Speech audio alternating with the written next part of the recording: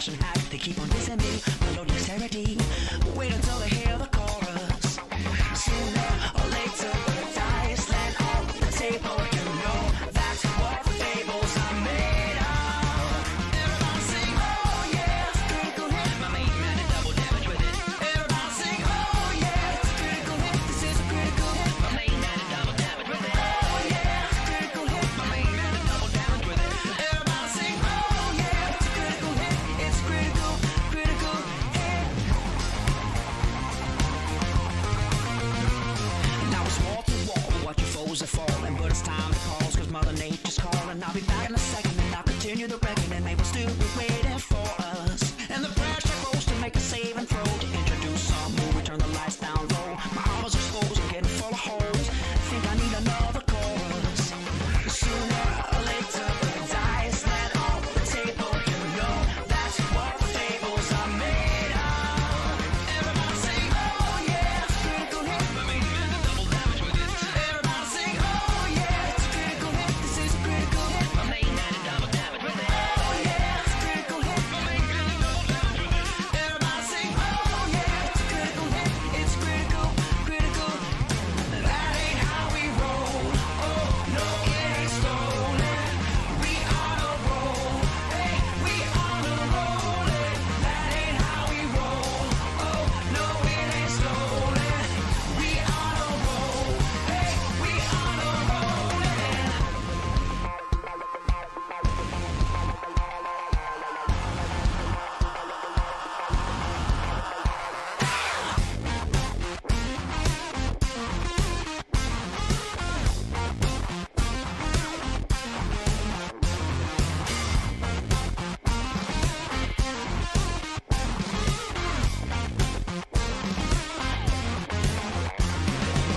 Sooner or later, the dice land on the table. You know that's what fables are made of. Oh yeah, it's a critical hit. My main man did double damage with it. Everybody sing, oh yeah, it's a critical hit. This is a critical hit. My main man did double damage with it. Oh yeah, it's a critical hit. My main man did double damage. Everybody sing, oh yeah, it's a critical hit. It's critical. Everybody sing, oh yeah, it's a critical hit. Everybody sing, oh yeah, it's a critical hit. This is a critical hit. Oh yeah, it's a critical hit. Everybody sing, oh yeah, it's a critical hit. It's critical. Everybody sing, oh yeah, it's a critical hit. My main man did double damage with it. Everybody sing, oh yeah, it's a critical hit. This is a critical hit. My main man did double damage with it. Oh yeah, it's a critical hit. My main man did double damage with it. Everybody sing, oh yeah, it's a critical hit. It's critical. Yeah, it's that critical hit by No More Kings. What is going on, everybody? I hope everyone's doing well. Welcome, Arvanauts, to a Tuesday night stream, an unusual Tuesday night stream at the end of a busy day. There's a lot of streaming for this channel, but because of all the missed time with missed streaming days, because I was away on travel and so forth, this is what we needed to do to try to catch up, and this actually worked out for everybody, so we were able to do so. I ended up having to start a little bit later than I originally wanted because I just had a ton of family stuff that I had to deal with as well. But we are now through that, and so we have got our Masters of the Dungeon show for you, episode 7 of Masters of the Dungeon, where we talk about all things dungeon mastering, game mastering, sometimes Dungeons and Dragons related, but certainly role-playing game related, and we will be with you for the next roughly hour and 40 minutes or so until we wrap up just about close to midnight Eastern Daylight Savings Time. You guys know the way to support the stream. If you haven't done so already, please follow the channel. Please make sure to check out the YouTube with !ArvTube, the Discord with !ArvCord, the Twitter with !ArvTweets. Don't forget to check out the shop with !ArvShop. Of course, you think I mentioned the YouTube channel. You're across the Hudson listening to my podcast. Oh, are you going across Newark? What's up, man? The power of Newark. That's cool, man. Waves from Newark. What's going on, man? Welcome. I already know that, yeah, Echo, of course, is waving from Norway. And then !Arvtreon to support the Patreon, which is always a good thing for both the channel and for you. And last but certainly not least, the sub button above that sub window will help as well. Quick note about scheduling. We've got this show tonight, of course, and then next time I'll be back at you guys will be on Friday. I don't yet know if that's going to be an Our Vocalist stream or a D&D with Viewers stream. Still depends a little bit on scheduling. As I said, this month was going to be tough for the Our Vocalist just because because Russ is on his honeymoon and Bonnie had a show and there's all a bunch of stuff going on. So I don't know if we're going to have Friday our vocalist, but if not, then we'll have Friday D&D with viewers. And then, of course, Saturday we will wrap up the month with D&D with Infinity and Beyond. Next month is a big month. We've got Arvanaut Idol 3 coming next month. We've got all of our regular campaigns coming next month. And we have ArvCon, which, of course, is happening the last weekend of May. That is our charity convention to support the Damon Runyon Cancer Research Foundation. We are looking at 3K or bust people, so we're looking to raise $3,000 this year. We have got a bunch of corporate sponsors that are already signed up. We've already got 3 people set up for the concert. We're getting all my players together for the various campaigns, hopefully a special event Saturday night as well if I can. So we got a lot of stuff going on, and hopefully you will be able to mark your calendars for that because that'll be a big one. Yeah, a lot of giveaways and cool stuff happening there as well. But right now we've got Masters of the Dungeon, and so I'm going to unmute myself so they know that we are almost ready to go. And then I'm going to unmute them. And last but certainly not least, I'm going to move over. There we go. To the power of Masters of the Dungeon, and there they all are. What is going on, gentlemen? I am joined, as always, by wonderful Dungeon Masters and good friends, and I will start by introducing the gentleman who's right below me on the screen, and that, of course, is David, also known as the Digital DM. Hello, Dave. How's life? How's everything in the great state of Texas, etc.? Arv, it's going great. Good to be here again. Good to see Askren, and good to know another one of our Masters of the Dungeon. We miss you, Will. Where are you at, Will? I know. Well, Will is stepping back for a little while, as we know, because of just scheduling. Yeah. But Will, that guy, hardest man in showbiz, as I've said many times. But yes, we are here, and I do want to ask. I just want to, because we were talking about this off air. How many miniatures do you have exactly, Dave? How many minis do you have? Icons of the Realm. I probably have about 3,500 total, but as you can see, I've got about 2,000 on the shelf behind me. That is, by way of contrast, I have about 130 miniatures. Askren, I don't know how many you have. Minis? Yeah. None that I use. Not 3,000, right? I have some that Easy Roller sent me. Not Easy Roller. Easy Roller, nice. What the hell? Reaper. I don't know why I said Easy. The Reaper sent me a while ago that I was using for some painting stuff on stream, and I think I have like $300 worth of the Bones Kickstarter coming in a couple months. Okay. I don't have any physical minis really. I have a few. I did, I do have some from, my days when I was doing more of the tabletop stuff, but just, geez, like that is a good amount. That's impressive. You're doing God's work down there, and I just want you to know that. And the crazy thing is, I haven't even DM'd one goddamn around the table game yet, Arv. I'm getting there. I got about another 2 months, but yeah, you're prepping for it though, right? When you are ready, you will be ready. Look, he's gonna have the biggest first session, right, that you've ever seen. Dude, Askren, my players are going to be so spoiled. They're going to walk in. They're going to have character folios. They're going to have character sheets. They're going to all get Dex's cards and stuff. Man, they are going to be so freaking spoiled. This is all going to be recorded, right? So, like, everyone's going to see this, and they're going to come up to Askren and be like, Dave gives his folio. Why don't you give his folio? Like, shut up. I'll give you a punch in the face.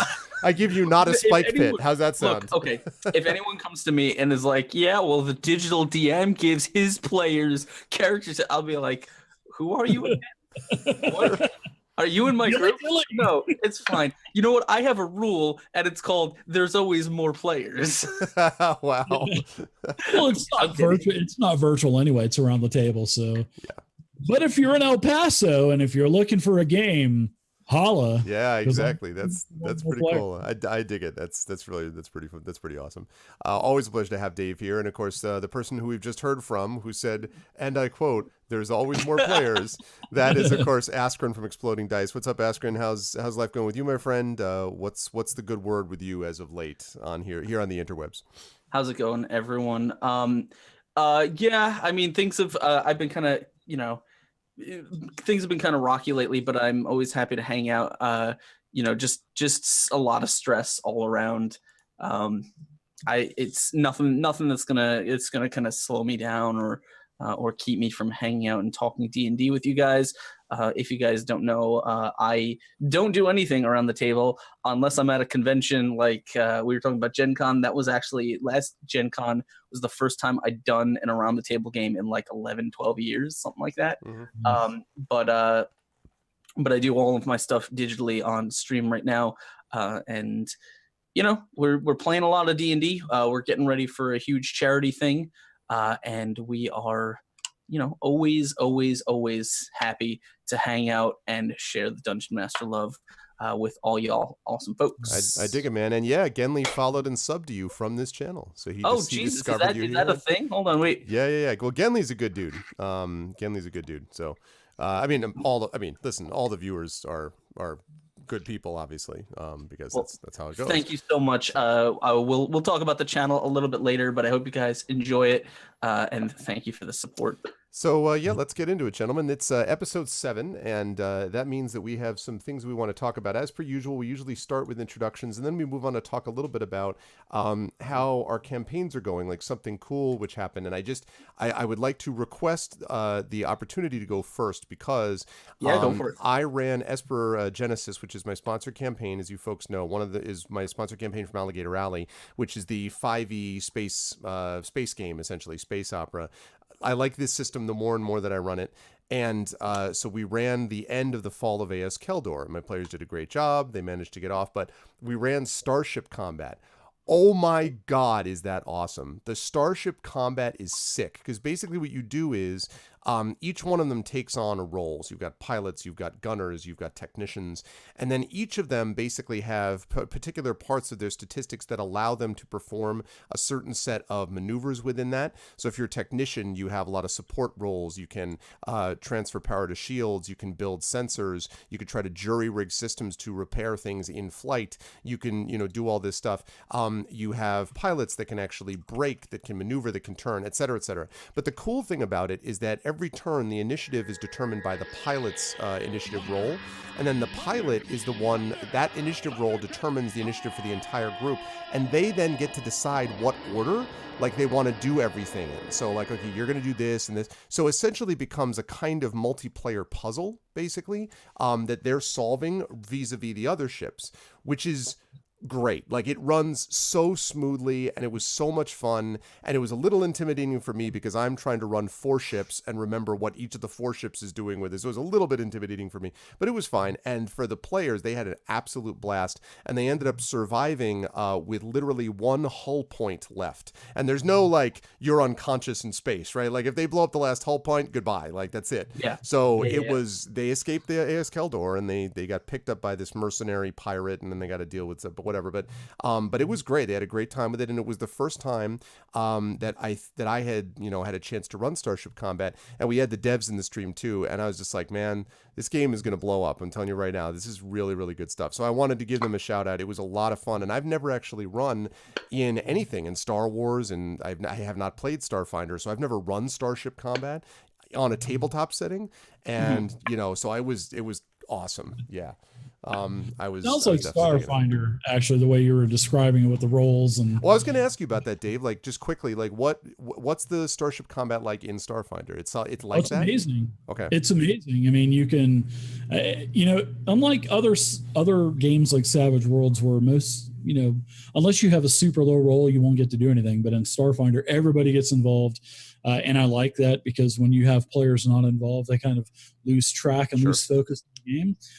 So Starship Combat is really awesome. And in Fantasy Grounds, a quick plug real quick for Fantasy Grounds, tomorrow I'm doing a stream to showcase the new Starship sheet that is going to be implemented into the Starfinder rule set, and everything is going to be drag and drop. All of the power core is going to basically take care of all of the numbers for you. And if you have X amount of BP to spend on your ship for all of your different systems and security systems and guns and turrets, the sheet will take care of it for you. I can't wait to show it off. It's going to be awesome. So that's pretty sweet. Yeah. I was talking about Starfinder with my with one of my groups, and we got into an argument about whether or not the scaling of the DC needed to pilot a ship made sense, or we were just not understanding the rules properly. in Starfinder? Sorry about that. I forgot I had my speakers turned on, so I'm sure I was probably blasting feedback in there. So wait, so throw that question at him again. Yeah, I was just saying we discussed it a little bit, and the way, like, I haven't had a chance to play Starfinder. We were discussing sort of how the I guess the logic and whether it made sense, the scaling DCs for piloting spaceships in Starfinder. It does. I like it because, like I said, everything is obtainable and everything is derived from your skills. So depending on how many ranks you have, and plus each ship has a little bit of a bonus so I like that part. And what I also like about it is you can build a ship and it doesn't cost you any money. It's based off of your, the challenge rating of your party, your average level of your party. So if you're all level 4, then you have your ship is tier 4, and as your ship goes up in tiers, you get more BP points to spend, and you can buy more cool stuff with your ship, and it doesn't take any of the Starfinder credits. So you can take all your credits and concentrate on your gear, any kind of vehicles you want to buy, stuff like that. So it's really great. There's two chapters dedicated to starship combat in Starfinder. And they really did a great job putting everything together, making sure that everybody gets involved with it, and I really like it. So, good job. That's cool. Well, that leads us into you, David. So that was the cool thing that happened. That was what I did on my summer vacation, so to speak. What's been going on that's cool that you want to highlight, David, in one of your campaigns as of late? Oh yeah, actually, well, in the last month, I dropped 6 to 7 of my games. I just don't have enough time to work a full-time job, run a bunch of games, try to maintain a full-time YouTube channel and stuff. So I'm only running 2 games now. I'm running a 5e Tomb of Annihilation game, which is going absolutely magnificent. Great role players. The story's going really good. I'm adding in a lot of custom storylines and content as well, as long as, as along with the rest of the Tomb of Annihilation. And that's going really good. I think we've had 7 sessions or so. We play every other Friday. Then I also have a Lost Mine of Phandelver game, which we transitioned from. I finished the Ghost of Dragonspear Castle. Well, we didn't finish it. You've run this before, Arv. So there's a year story gap between chapter 3 and 4, right, between the end of the Iron Axe Halls and then Dragonspear Castle. So instead of just saying poof, it's another year, I'm like, what can we fill in the gap? Maybe we'll make some other characters. Maybe play a little bit of Year Time. And then I plan on adding some story from Ghost of Dragonspear Castle into the end of the Lost Mine of Phandelver. So it kind of all mixes together. Cool. And then they'll come right back into, a year later in Daggerford, where they're going to have to take care of the evilness in Dragonspear Castle. And I've been playing D&D 5e ever since we met, Greg, years ago.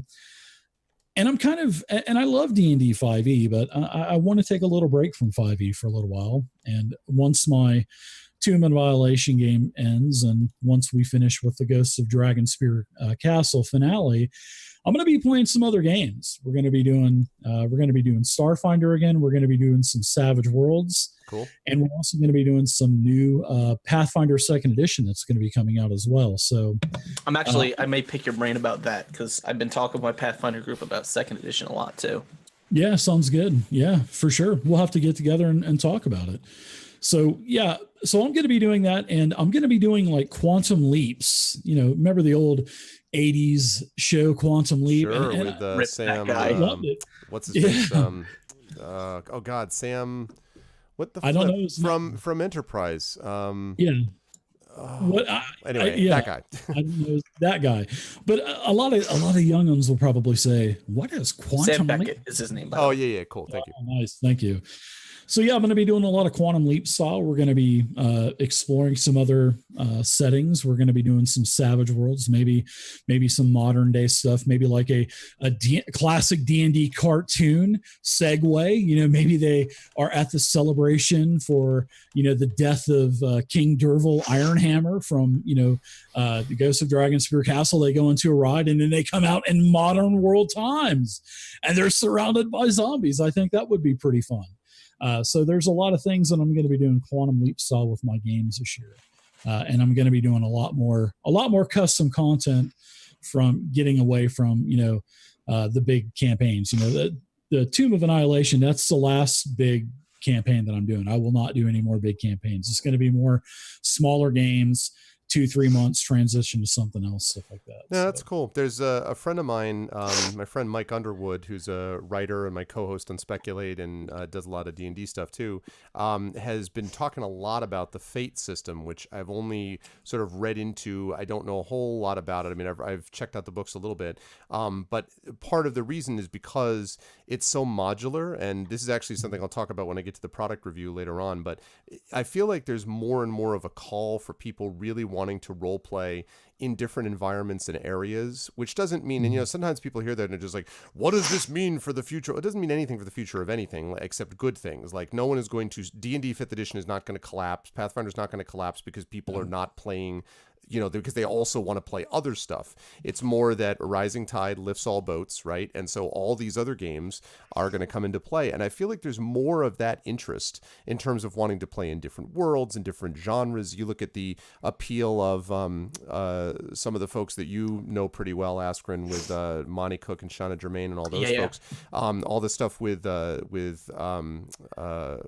and everything. There's a lot of people wanting to do, it seems to me, crossover play that isn't just, you know, straight fantasy, that's kind of doing things in different environments. So it feels like there's a big call for that, I think. I think that's and we could talk about this a little bit more later, but just in brief, I am fairly positive that, for example, we know for a fact that it was D&D 5th edition that exploded the size of the community with the streaming and you know, with the celebrity endorsements and all that stuff. It just kind of, it spread it to millions, I'd say, of people that were not invested in or involved in role-playing games at all at first. And you know, it may be the entry point of a lot of them, but like all of us, you know, eventually it's like, okay, we played a little D&D, but some of them might say, you know what, this is cool, but I want to try something, you know, I want to play something different, right? And the we, like, it's the same thing. We're kind of in I suppose a renaissance of smaller games, like independently developed games. There's more game developers now than there ever were. Yep. Same thing on the video game side, by the way. I mean, like independent video games, same deal for sure. Right. It's just kind of the enabling more people to sort of try out new ideas and create new things and produce more games. So that we can all sort of try out different methods of role playing, and there's no shame. Like, there are great games out there that are not D&D. I tell that to people all the time, right?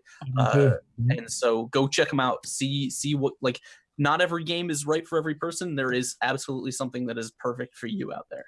Absolutely. And by the way, I should say to dungeon masters in particular, if you want a game master, this is the same advice that I would give to writers. It is a very, very bad idea, if you're going to be a writer, to read exclusively in your genre or to write exclusively in your genre, because you need to be able to draw from experiences and concepts and ideas outside of the genre. A good example of this is, if you want to write tension in a fantasy novel, go read thrillers. If you're not reading thrillers, if you're not reading mysteries, if you're not reading spy fiction, especially the best type of stuff by Jean Le Carré and things like that, if you're not, or Maigret, or, you know, people like that, G.K. Chesterton, if you're not looking at people like that, then it's going to be harder for you to be able to represent that in your own work. And so, first of all, I think it's just a good thing to generally read widely. But secondly, just being able to understand these things is helpful in writing. And I think it's the same thing with games. Being able to pick up on other aspects and ideas and concepts is enormously important. I actually was looking at, I was going to talk about this a little bit, but I'll bring it up now. I've been really into recently a lot of spy and espionage type stuff because I've been watching the old Mission Impossible TV show. Man, I did not know how good that was. Like, it really is cool. You get it with Amazon Prime for free. So I've been having it for like background as grading, and it's pretty cool. And so I really got into this espionage kick, and I've always kind of liked spy stuff anyway. And so there's a few games out there, Spycraft and games like that. I'll talk about one later on called Covert Ops, which is the little product review I want to do. But there's a game that was produced by the very well-known developer John Wick, who put out this game called Wilderness of Mirrors.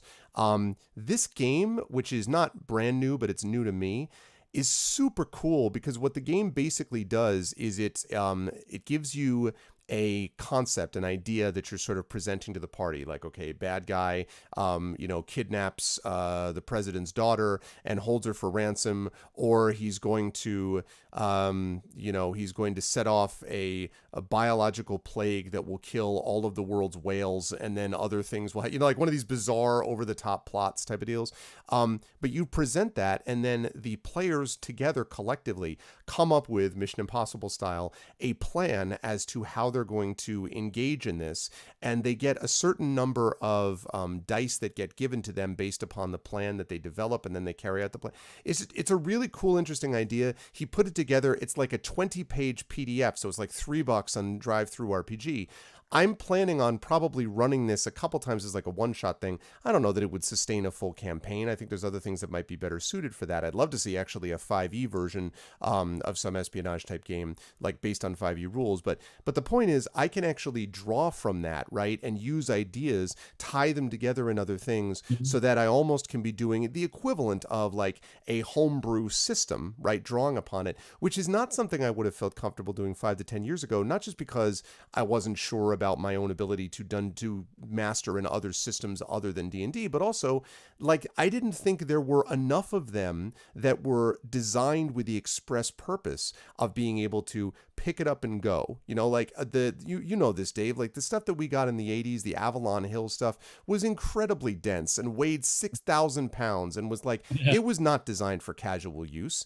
And the fact that now you have a lot of designers and developers who are literally trying to produce things that are accessible to people has not dumbed down the industry. If anything, I think it's made the industry more rich because you can draw these things together in these systems. So anyway, it's a long-winded way of saying that it's awesome that other systems are being used, and I'm down with that. Oh, I am too. Another thing, I just watched that new version of Murder on the Orient Express, and I haven't seen that yet. Yeah. I thought it was pretty good. I went into it and I didn't think I was going to like it, but that converted to 5e, that would be such a great game too. Oh yeah.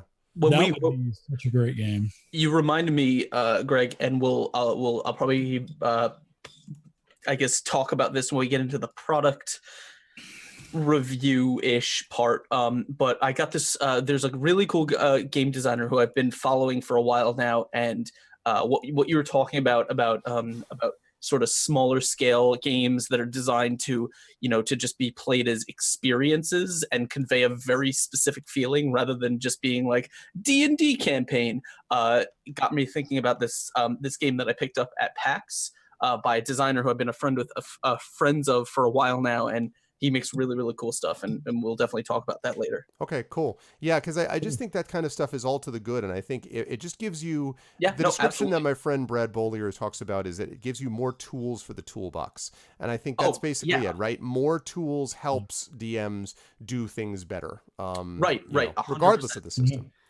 So, cool. All right. Well, Askren, that means that you were up. So what cool stuff has happened? I put up, by the way, the cover to that Wilderness of Mirrors by John Wick. It's just a cool, like, again, like it was one of those things that I'm like, this is just a neat idea. And yes, it needs to be filled out a lot. And no, there's not an incredible amount of like back lore and everything. But in terms of give me a system that I can then slot in some awesome plots from the Mission Impossibles of the world or the Saint or whatever. That's cool stuff. So anyway, but Askren, tell us a little bit about what's been going on in your campaigns that you want to highlight.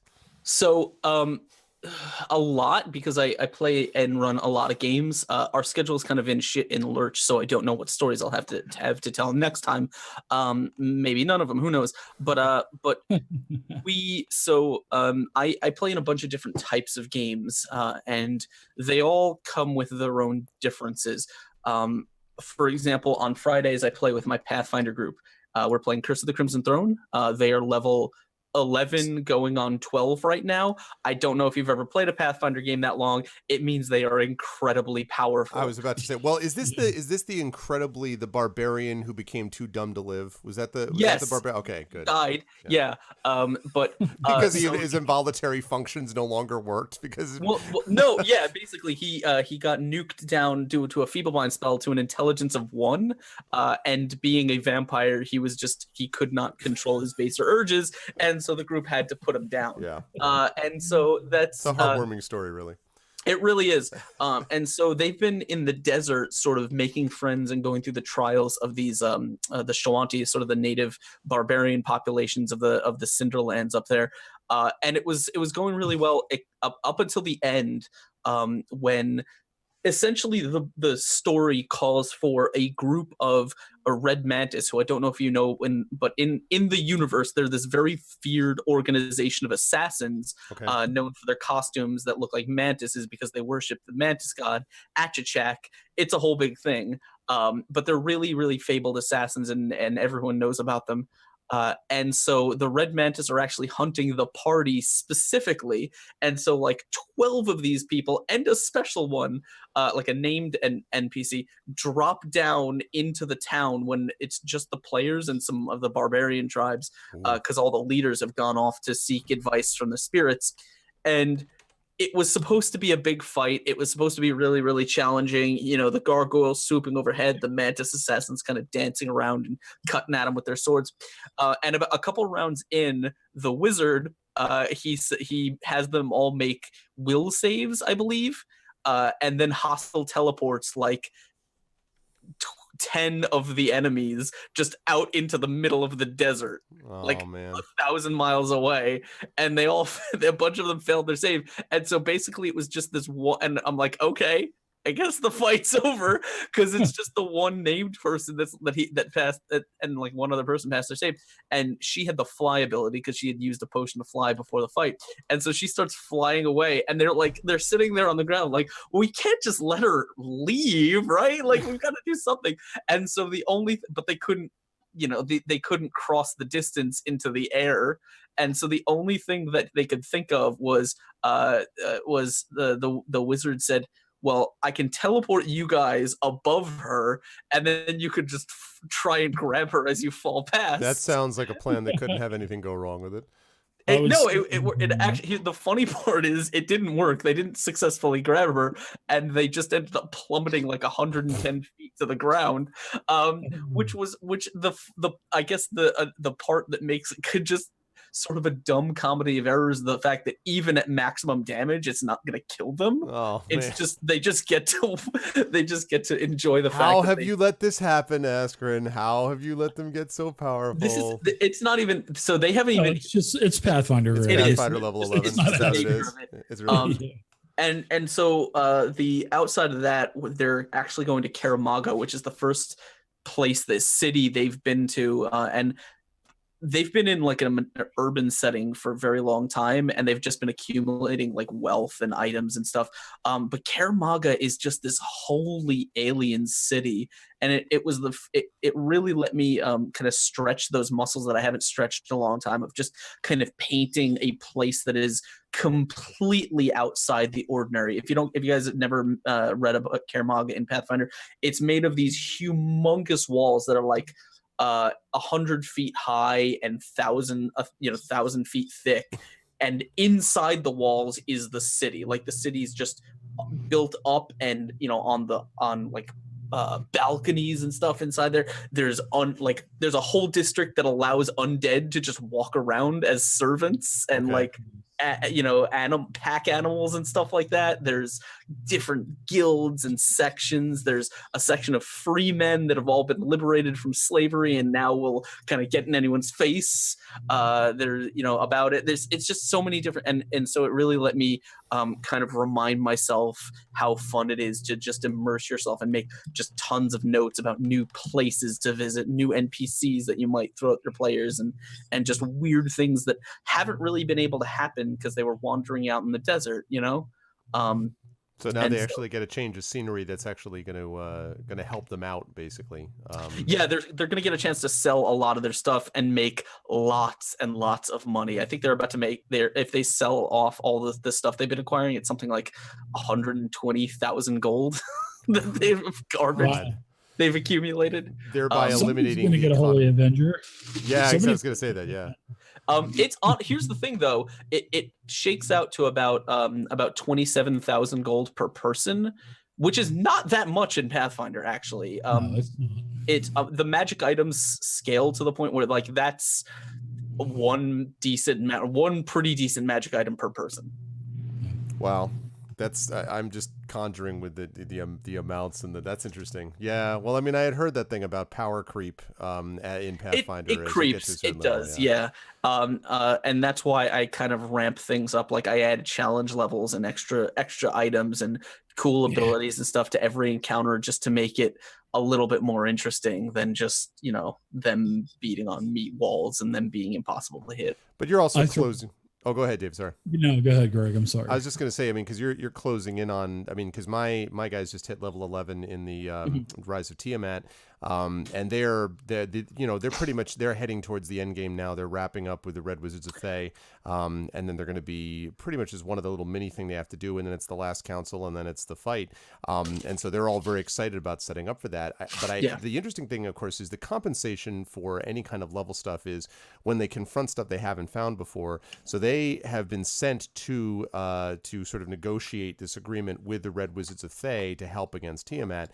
And for those of you who don't know, the Red Wizards of Thay are not a joke, okay? Like the guy who runs it is a lich named Sastam who has a council of liches like you do, right? Like, so, and there's just undead. And so we actually played a session of it earlier today and they were creeped out. They're just like, what is wrong with these people? I'm like, well, listen, and so even though the party is fairly powerful, they actually they had a couple of people that were down, and one of them actually sort of technically died, except it was a Warforged that was connected to this airship. It's a long story, so he ended up not dying. But they were, in some kind of trouble.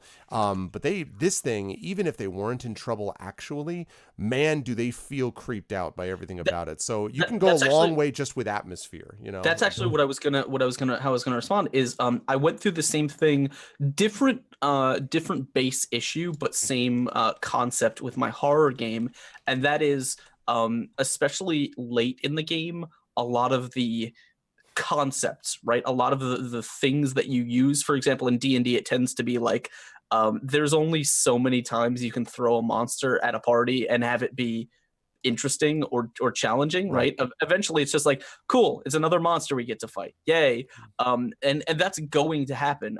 In my horror game, it was like this actually happened because I kind of overplayed my hand with a lot of gore stuff pretty early on.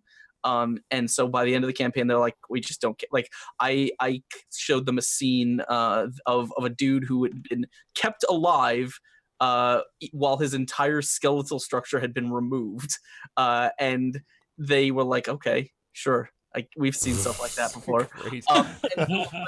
I'm like, that's just a Tuesday, all right? Right.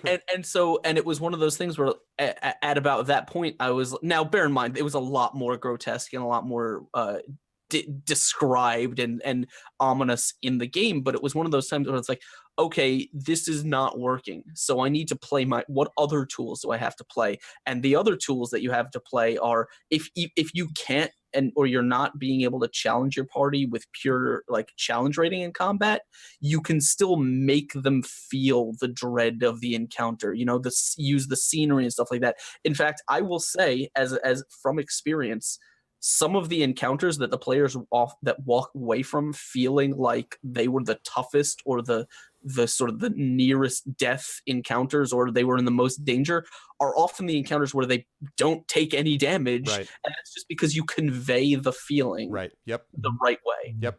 Because the psychological experience for them is much more powerful than the mechanical one, and that's why I think I don't necessarily think it's a good idea to just sort of ditch everything entirely and forget about the dice and everything. Because no. You can do that, but I don't think it's a good idea necessarily to do that. But I do think it's a good idea to, when possible, de-emphasize that. This is why it's not a good idea to have them doing like little rolls for obvious things that they will obviously have no problem to, don't make them do that. Don't make everything about it, because what you're doing is you're two problems. One, you're draining the game's soul, right? Because this game is not meant to be about how many times you can roll a die. It's about when the dice are rolled, it means you are giving, now fate has a role to play based upon, hopefully, decisions that you have made that have led you to this point. So if things don't go well, the players may be like, oh crap, I can't believe that happened, but they had choices and decisions that led up to this point. And then there is a point where life is a little bit random at times and does these sort of random things, but not where everything becomes so dry and mechanized and everything is down to just like this roll, that roll, and the other roll. It's much more powerful when you can impact them just through the power of description, through the power of dialogue. Makes a huge difference in that's why everybody says atmosphere matters, right? If the atmosphere matters, it makes a big difference, even if it's not in a horror game, just in a general game too. So Dave, you were going to say before. Oh, I was just going to say a couple things. Call of Cthulhu is good for non-combative type of play. If your players love murder and suspense and story driven adventures, and go with Call of Cthulhu. It's a great game. And secondly, you're talking about challenge ratings, how you have to beef them up for Pathfinder, for your level 11 party. I have to do that as well with a level 5 party in D&D 5e, just because of, just the way that, it's the challenge rating doesn't scale with the player's ability. Exactly. Right. Everybody gets extra attack, your wizard starts slinging fireballs every single round and stuff. So I jack encounters up sometimes like 9, 10, 11, 12, 13 for a party of 5s, and they still destroy it. If you're familiar with Pathfinder, very commonly what I do is whenever the book gives me an NPC, I will just throw an advanced template on there. Sometimes if it's a boss enemy, I'll just straight up increase its size by 1 step, maybe give it a couple extra magic items, just more HP, better saves, things like that, so that the players have a harder time hitting it. Because when they hit, they're going to do a ton of damage anyway. So find a way to kind of drag the fight out and have allow the enemy to do some cool stuff. Because I think that's really important to me, is if you build an enemy that is important to your story and has cool abilities, but they never get to use any of those cool abilities, your players are going to forget that enemy right away. Yep. Yeah. Also important to monitor, by the way, damage immunities too. Damage immunities and resistances really help. But sometimes you forget and you're like, oh crap, they actually were completely resistant to piercing weapons or whatever. Yeah. Like that's important because that can often really, you have a party that's just like, I got my awesome sword, and you're like, good job, but they're immune to magical damage except for +2 weapons or whatever, and you're like, so we got to remember that too. Sorry, Dave, go on. Here's this is just a because 5th edition doesn't really have templates that you can add to things like Pathfinder does. But I was going to say the templates are awesome for Pathfinder, and they've incorporated that into Starfinder as well. Right. And so like I use Hero Lab, so it's really easy to throw like an advanced template or something onto a monster, make it really, get some extra cool abilities. 5th edition doesn't really have that. But you can, and like a lot of DMs forget that the coolest monsters in the book have legendary actions and legendary resistances, right? Which happen on other people's turns, not theirs. The legendary actions especially. But here's the thing. I don't know if there's a page in the GM's manual that says, by the way, if you want to, you can add a legendary action to your boss monster. Like DMs don't tend to do that. You can let your monster do a cool thing. Like, why not? It just makes, it doesn't matter if it's in the rules perfectly, if it makes your fight better.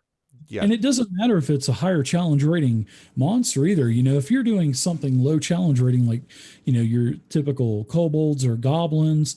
I mean, hell, I made some crazy kobolds that had layer actions, had different melee. And I mean, literally the stat blocks were literally the size of the entire page. And 40 stat blocks. Oh, for kobold stat blocks, everything, they all had special. They had layer actions, they had legendary, they had reactions, they had melee, range. I mean, they had everything, and it was fun to put those together.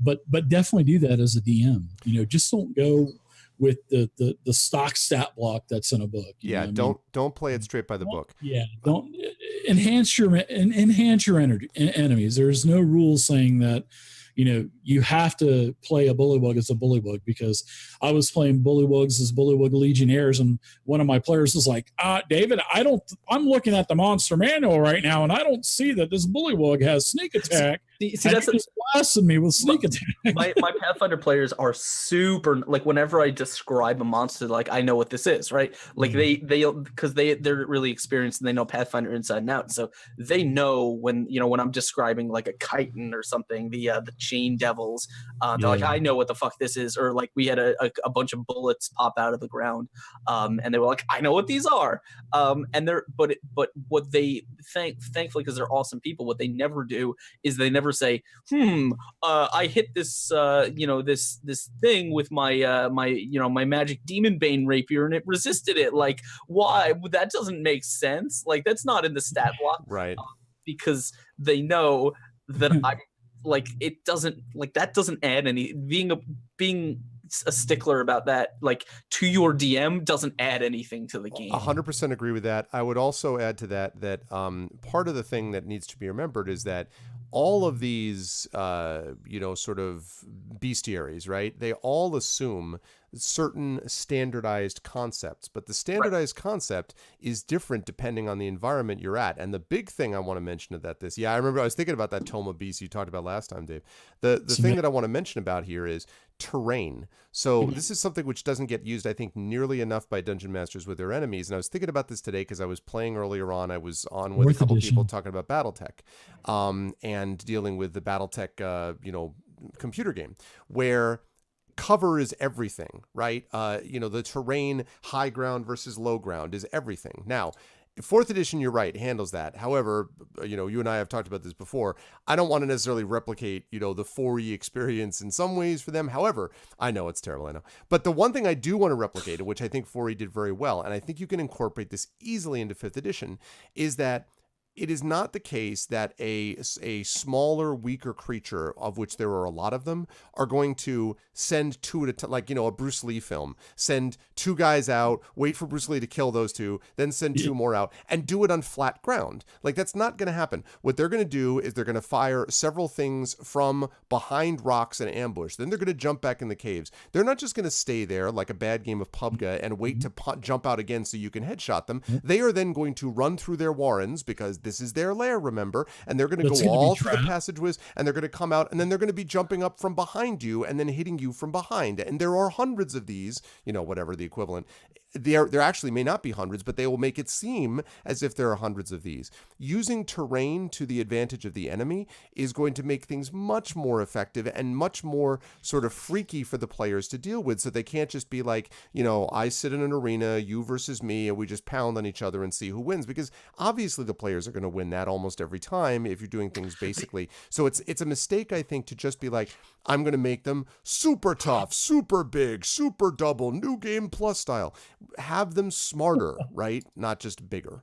I think there's an issue, and this is something that this is a GM issue, and this is something that GMs need to put in some work to overcome. I don't think there's a magic bullet for it. But the problem is, I think a lot of times, a lot of newer GMs will experience the fact that we have to run a lot of monsters, sometimes tons of different types of monsters in the same dungeon, all with different tactics, different levels of intelligence, different layers and stuff like that. And it can be tough to say, like, shit, this monster would this enemy would clearly know its terrain, its spell list, its abilities, when to run, where, how to flank. But I, as a DM, don't necessarily have that information right in the front of my head, ready to go. And so sometimes there is a little bit of prep that you need to do. But one thing I will always give DMs permission to do is change a fight on the fly, right? Mm-hmm. If you didn't put a pit trap in the fight, but you realize, holy shit, the players are in perfect position to walk into a pit trap, fucking put a pit trap in there. Like it's one thing that I will tell all DMs is always have 3 things for a fight if you want the fight to be anything other than like a quick in and out, right? Have a cool way in, have a cool way out, and then have a plan, like something that can shake up the fight in the middle, right? Mm-hmm. If it's going to be a long fight, a cool way in is just like, how does combat start? It doesn't, combat doesn't just start when the players walk into the room and the enemy points their weapon at you and says, "Rah!" and then you roll initiative. Like that, sure, it can happen, but it's boring, right? It's not interesting. Have a cool way into the fight, and then have a cool way out doesn't necessarily mean the fight has to end. You have a cool way to when the last enemy dies. But I think every DM should be prepared to dump out of a combat early, right? Mm-hmm. Have a cool way that the enemies can either leave or just do something that will cut the combat short. Mm-hmm. And we do that because sometimes combats go on for too long, and we're like, this is this enemy's too stealthy and the players are never going to hit them. If I just keep rolling, it's just going to be 12 rounds of them missing, right? That's not fun. So a cool way in, a cool way out, and then who knows, maybe the ceiling can fall in the middle of combat, or the floor can open up and lava's there. Just something to shake up the fight in the middle if things get dull. Yep, yeah, I agree with that. It goes back, Askren and Greg, what we were talking about last month for last month's theme.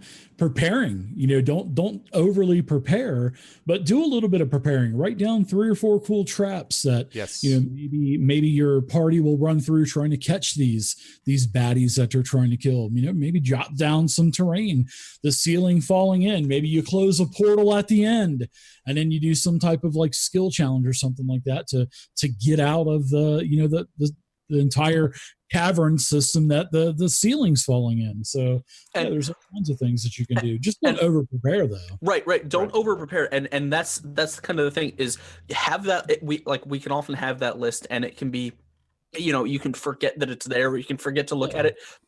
In my head, and when I'm running a combat, especially, or running a session, it's always, always try and be ahead of this. It's like, okay, what's going on? What's next? Right.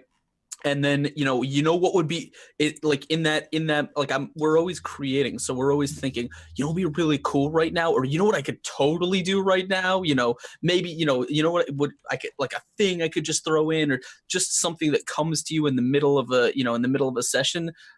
Sometimes those are great. Like a lot of my sessions, I just throw a random thing out there, and if the play, seeing how the players react to it, sometimes it becomes, the way the session goes, right? Mm-hmm. Sometimes it doesn't. Sometimes it's just a detail that kind of gets lost in the stream. But always be willing to shake things up and have, like you said, have something on hand that you can just pick from a list and go. Yep. Yeah, if you have good ideas, jot them down, because chances are you're going to forget about those good ideas. Oh yeah, that too. Of a cool trap or some cool terrain, jot it down, man. I mean, shit. I mean, I got so many pieces of paper all around me that I just always jot stuff down on, and I'm like, I eventually go back to them. I'm so bad at taking notes during a game. I never do. I have to, and the more I have to now, because the more names I throw out there, and that's the thing, I'm very good at coming up with names on the fly, but then I'm gonna be like, what the hell did I name that guy? So I'm like, if I don't keep notes, they're gonna be like, the guy Zingba blah blah blah blah. I'm like, yes, that guy that I totally remember having made up. So yeah, you have to do that. But the best way to think of this, I think, is you are it's like using an outline, right? You don't want to be slave to the outline. You want the outline to give you things to work with. You want the outline to be able to give you a structure so that you have a general idea of where it is that you're going. But then you at that point take over. And we talked quite a bit about this, I think, a couple of months ago. There are many NPCs, as an example, that, may not have been assumed by either you or by the adventure to be that big a deal. But for whatever reason, the party really digs, dealing with this character as a villain, or somehow finds this character really intriguing, and they become a bigger part of the story. Well, don't then be like, nope, sorry, story doesn't say he's a character, so don't take it and run with it. And the same thing applies to anything within an adventure, whether it's an enemy, whether it's terrain, whether it's a particular environment. You really have to learn to read the room, and that means you've got to be able to understand a little bit about aspects of your adventure that might not have been in the original outline, so to speak, and sort of going from there. So that's a big part of this too. All right, well, let's talk about this. Is actually a good segue, I think, into one of the topics we wanted to ask about. And I wanted to ask you guys about the differences between, Dave, you just talked about wanting to do this, the differences about running in this case, a one-shot adventure, right? 1 or 2 sessions, maybe at most, and a full campaign. What are the differences besides, some of the obvious in terms of having to think of an overall arc maybe, but I'm curious in terms of what are things that you have to consider when you're running a one-shot that you don't have to consider within a campaign setting, and vice versa? And either one of you gentlemen can start, whichever. I am more than happy to. For a second anyway. Yeah, I'm more than happy to. Oh, go ahead. Sorry. He just turned off his camera. I was like, okay. I am more than happy to opine on this subject because I tend to run a lot of one-shots for charity and streams and for other people and stuff. And I've run a lot of them. And actually, one-shots are kind of how. And now I'm David. Not how anymore. I learned. I fixed it. It's okay. It's fine. One-shots are sort of how I learned a lot of tricks of storytelling and stuff like that. And there's a few basic rules, and I'm sure as DMs we all know them. One shots, and I'm gonna describe these rules assuming you have one session to play in it, to play a story in, and not like one game spread over 2 sessions or so. Okay. A one shot needs a strong but simple opening. Okay. You need to be able to deliver your players the central idea of the story that you guys are going to play through that sells them on it, but that does not need to be explored too deeply, right? Okay. And that could be as simple as you guys are traveling, an adventure party that's traveling, and you happen to be stopping in this town, and all of a sudden, when you're having a rest in this town, but people are really really spooked about you being there, like outside. They don't like outsiders or something like that. Like something that's simple but doesn't require a ton of setup, and right. That's because the more time you have to spend on exposition and sort of explaining the what and the where and the why and the how is less time than you have for other things. A great one shot, I think, should have a strong opening. It should have some interesting, following the trail, which is picking up clues or learning about what's going on. Yep. It should have 1, maybe 2, if one of them can be quick, really strong encounters, and then a solid finale that not only resolves the story, but makes everyone involved, makes the players feel like they won, right? Like yes. They have to feel rewarded at the end of it. Yes, or at least to feel like there is a conclusion of some kind. Yeah. Like they went down epically. A good ending. Or, right, yeah, exactly. And another way to think about this, especially with the one shot, is the rule of 3, right? Which is that you have 3 basic little scenes or set pieces. You have the opening scene that establishes things, some environment there. You've got a second scene that kind of builds the conflict, builds the tension, intrigues them, perhaps an encounter with like the boss's like chief minion or henchman or something like that. Yeah. And then you've got the final encounter with the big bad god, whoever that happens to be. And this can be done in both a role-playing context and in kind of a combat context. The reason the rule of 3 works nicely is there have been many, many things written about the concept of 3-act structure, Act 1, Act 2, Act 3. And the reason that so much of our society's cultural artifacts, at least on Western cultural artifacts, are based upon this rule of 3 is that so many things work with opening, sort of middle conflict build, climactic conclusion. It feels right. It's something that we're very used to it's the films. Basics of storytelling, yes, right? It's the basics of storytelling. It's the kind of thing that you see in TV shows, in graphic novels, and things like that.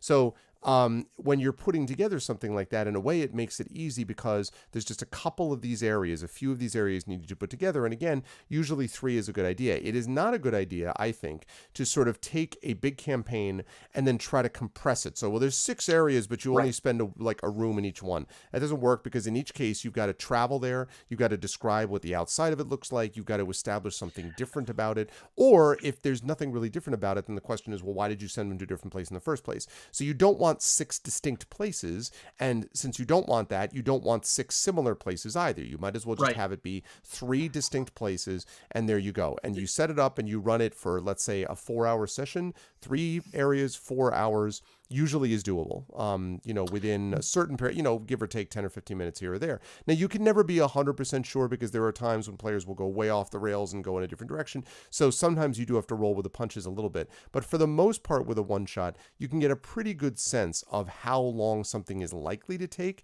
if you control the number of areas they're going to, which means not 15, like not sandbox in this case. That's one of the things I wanted to mention is I think the important part of having and being able to play out a beginning, a middle, and an end of a one shot is knowing your time frame, right?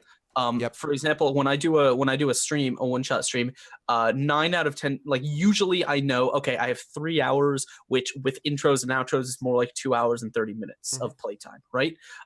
That means that I have to break that up into, I have to allot time. I know in a fight will take about 30 minutes, give or take. But then you have to sort of get comfortable with your ability to, I call it polishing a fight, when you sort of take what would take a while, but you kind of trim it down either by making the enemies make kind of dumb mistakes, or by cutting their HP, or by, setting them up for the players to get that finale, when it maybe without actually keeping track of HP or something like that. But knowing your time frame is really important. Knowing how long you're going to run for. And then that's like you said, there is the potential for players to spend too long on something. So you need to kind of be able to be limber enough to maybe jump past, like maybe make the next clue a bit simple, like a bit easier, a bit quicker if they spent too long in the last one. And that's why largely I avoid dungeons, like multiple room, multiple hallway dungeons as a one shot, because there's just the tendency to explore too much in them, right? Unless there's only a few rooms, in which case you're in the same, but again, I would say the same rule of 3 applies. If you've got 3 large rooms, or like 3 areas that maybe have those kinds of things, that's a way to do that too. I think if you're going to do a dungeon, I would say I would lean less on the free roam type thing and more on kind of I guess an on rails experience. Right. Yep. Where you essentially control what the players see next, this room and then what's in the next room. And the reason for that is just so they don't get kind of lost in the details, and they don't get things out of order, and they don't get, kind of confused about what means what. But the like you keep talking about the 3-act structure, and this is something that really helps me a lot when I was learning to DM one shots, and it actually helps me a lot in sessions of campaigns as well. And I suggest every DM do this. If you have not already, go check out there's a thing in like TV writing or writing in general, and it's the structure, the narrative structure that gives you, like, I don't know what exactly it's called, but it's the beginning, the rising action, the whatever, the big climax, the falling action, the resolution, all that stuff. Right. It's basically what happens in every single TV show episode ever, right? There's a formula. Pick that up and use it for your one shots, and you will never go wrong, because exactly what you need to fit into an episode, into a session, to make the players get engaged. It's like we use it in TV, we use it in writing. It works. And we're also biologically hardwired to like that structure. There's a reason that it's evolved the way it has, and it's because it is the most appealing to human sensibilities. This is why the people who are best capable of doing it, like people like Shakespeare and so forth, tend to be the most successful. And it's a reason why when people are like, I'm going to completely disrupt standard narrative structure by starting in the middle and then working to the end, it sounds good in theory, and the reason it usually falls in its face is because people are like, I don't understand what you're telling me. And the reason they don't understand it is because they're not hardwired to understand that kind of a structure. Now, that doesn't mean that you can't play with it. You can play with it, but you have to play with it with an understanding of what the expectation for the structure is, so that when you are breaking the structure, you know why, and you're getting a certain reaction on that basis. Not just, good luck, I'm just throwing stuff out there. Right. Like, that doesn't work. So you can totally start a one shot like in media res, but if you don't know why you're doing it, other than it would make a really cool and completely off, like throwing players off balance intro, it's not going to work as well as you expect. Well, and even when you're doing in medias res, the thing about that is that that's still for the players the beginning, and the middle part is the explanation of what led them to that point, and the ending is what happens after the initial opening, right? So it's still really, you're still dealing with smaller relative structures. It's just about where their beginning is relative to what chronologically is happening. So Dave, the question is about running a one shot versus running a campaign, and like what are your priorities that you do engage engage differently in if you're running just a one-shot module as opposed to the other. I was listening to you guys, and I agree with you guys. Time structure, crescendos, great outro for the actual one shot. A huge setup, finale. I agree with all that, and I've kind of got a couple of things that, I like. If I'm going to be running a one shot, I used to do a lot of 4th edition one shots and a lot of 5e, but I wanted to do something besides fantasy. And this is what we always talked about. Well, this is what we talked about earlier on.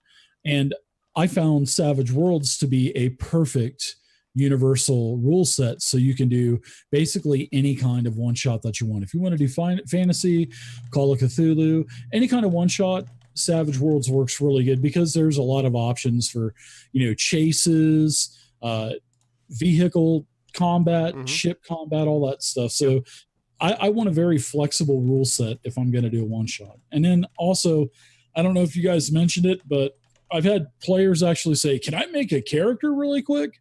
No.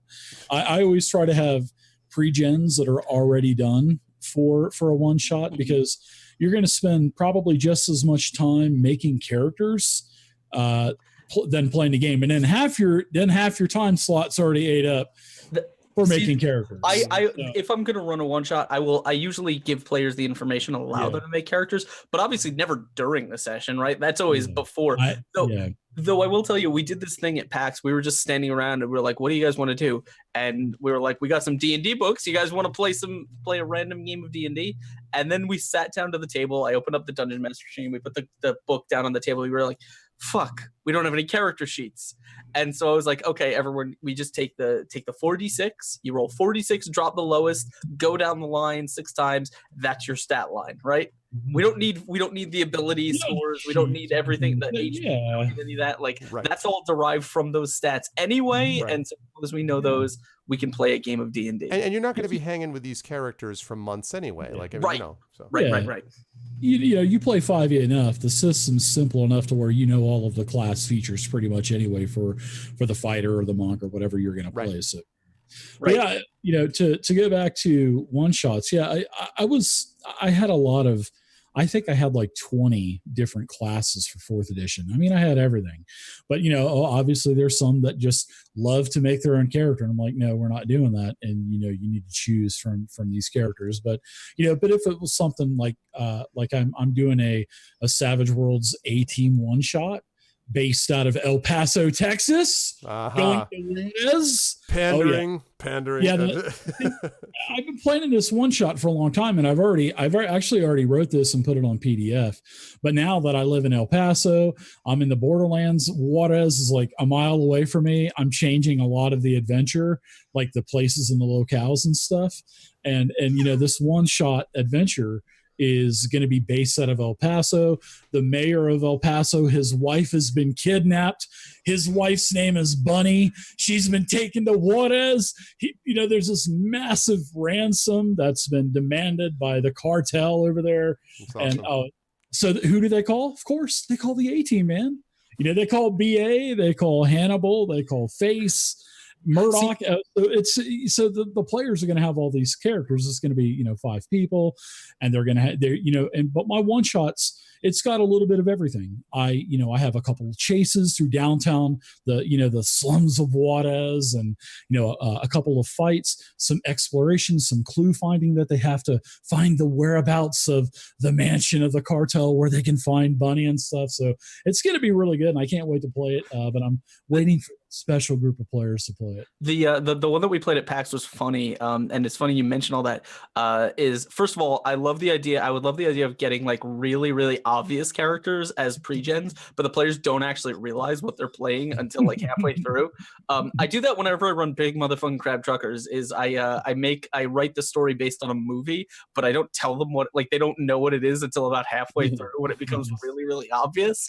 But we were at PAX, and I was just like, I didn't have anything written. I didn't have a one shot prepared. And I'm like, okay, you guys are an adventuring party, right? You guys are friends, what's the occasion? Why are you guys together? And one of the people was like, well, we went to school together, and now we finally got back together in our hometown. Right. And it's like, okay, you guys are in a tavern in your hometown. You guys are all back together. You're drinking, you're having a good time. Why are you here? Why have you gathered today? Yeah. And someone else said, well, our mentor died, right? And I'm like, okay, your mentor died. That's why you're back in town. You guys are all friends. That's why you're here. What makes this different? Why? Like, what about your mentor dying doesn't make sense here? And then someone else was like, well, like no one in town cares. Like no one gives a shit that he's dead. Like people are they're not mourning him or something like that.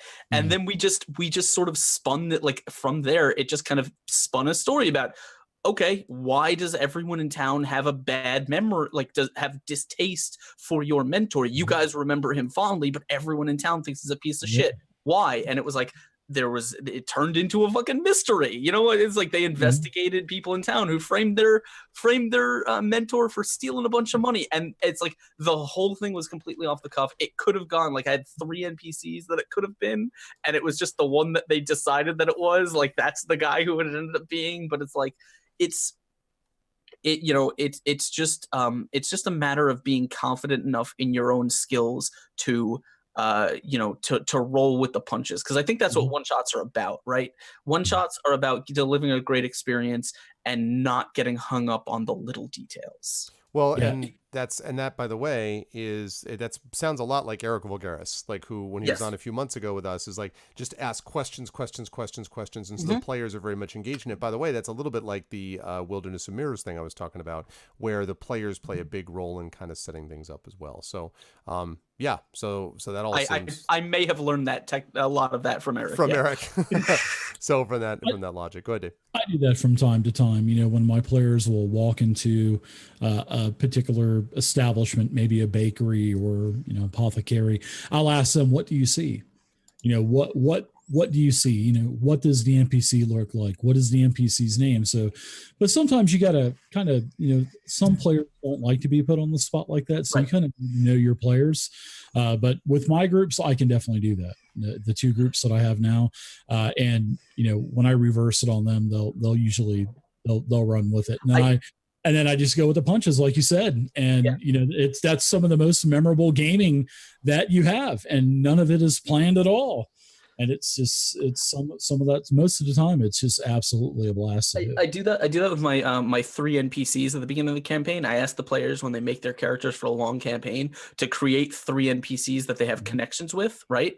Like people not like super important, but just people in, because I did this for Crimson Throne originally because it's an urban campaign, and in a city you will know people, right? This is a Shadowrun mechanic too. Shadowrun does something like this. I believe it, yeah. Yep. And so, like, I encourage players to create these NPCs that essentially I count as resources for them, right? Mhm. Like people that you know that may not know everything. They're not magic bullets to solve every scenario, but they're an extra resource that when you guys don't have anyone, which likely when you guys start a campaign, you're not going to have anyone that you can go to. Right.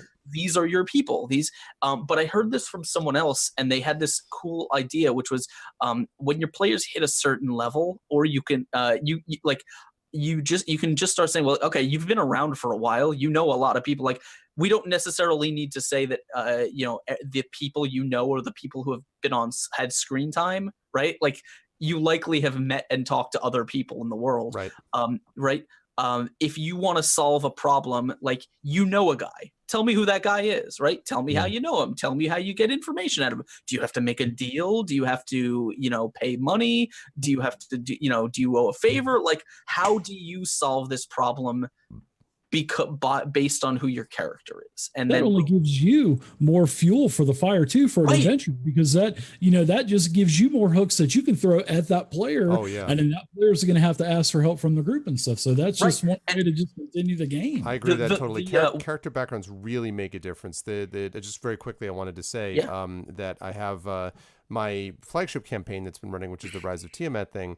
One of the characters has this mentor, Hotch, who really kind of was like a Fagin, from Great Expectations type of figure. Sorry, from Oliver Twist type of figure. The kind of hunched over old guy who has a bunch of kids that are working for him, like a sort of criminal syndicate almost. And so this guy is someone who basically killed his best friend. And so when he you better believe that when he ran into this dude again, and I brought him back under another circumstance, he was like, he had chills. He's like, I can't even believe that you thought. I'm like, what do you think? I'm going to waste that? Like, if it's important enough that you brought this up as a major aspect of your backstory, and I'm running this now, it's not always easy to do this in a one-shot level, which is what we were talking about. Right, but in a right. campaign, certainly, if you don't think I'm going to bring that back at some point and be like, here is this person who has a significant role in your life, you're crazy, because you've already done the work of engagement for me, right? I don't need to get Right. you engaged in someone you came up with in your head. The only real danger is that I'm going to do him in a completely different way than what you imagined. But if it's important enough that the person is going to show up in a character background, normally it's going to be reasonably well described, right? Like, this is this character who did this, and he meant this to me, and he did this other thing. And so you're able to sort of draw upon that in building your own character that way. So character backgrounds are something that DMs should not only request, especially at the beginning of a campaign, but they should also, it doesn't have to be like enormously extensive, but you should pay attention to them. Don't be like, okay, thanks, great, now this is your origin story. That origin story is gold, because you can use that and seed that into even a pre-designed adventure. You can seed those little backstories into the adventure, and it makes the whole thing pop. It makes it much more rich. One of my players thought he was the long lost son of the great wizard Elminster. Oh, really? we have Wrong. we have I was wondering if you ever met Elminster, and Elminster was like, Yeah, exactly. in Razor Coast, one of my players, she decided that her backstory, like, she tells people that she's the daughter of this, of this famous pirate, right? Which kind of earns a lot of notoriety on the street, or it gets people like being like, what, on the street? Like, not a lot of people believe her, but she insists it's true. But the thing that we have not discussed, and the thing that she kind of left in my hands, was the fact that she and I know it's not true. So what is gonna be interesting is when that actually gets confronted, and when we find out who she I got a splinter who actually is her father. But my in my Crimson Throne game, for example, my with the 3 NPCs, one of my guys, he made this little squirrely dude named Swarthy, who was responsible for the barbarian. It was the barbarian character, was responsible for him before we got to the beginning of the game at level 1, going to prison, right? Swarthy kind of ditched him and let him take the fall for a crime. And so they had a hostile friendship, right? They were friendly, but he was like, this guy's a worm. Like, I use him, but he's, we're not, like, we can't trust him. Okay. And then they had to rescue him a few times. And then he came back later as the leader of a gang, like a power, like he was powerful. People feared him and stuff, and they ended up having to kill him. And it was like, it was a thing. Like, it was, and that was a thing that I waited till, like, I was at level like 8 or 9 when they had to do that, right? Makes a And huge difference. Yeah. Yeah, those NPCs are not just like, I don't just use them to put, don't just put them in danger for the players to save, but like they're there for a lot more than that. They're there for moral dilemmas. They're there for all of the best stories have old friends or old connections turning against the group, right? Like, if they know a city guard, maybe when the players get enough heat on them, that city guard will turn them in, right?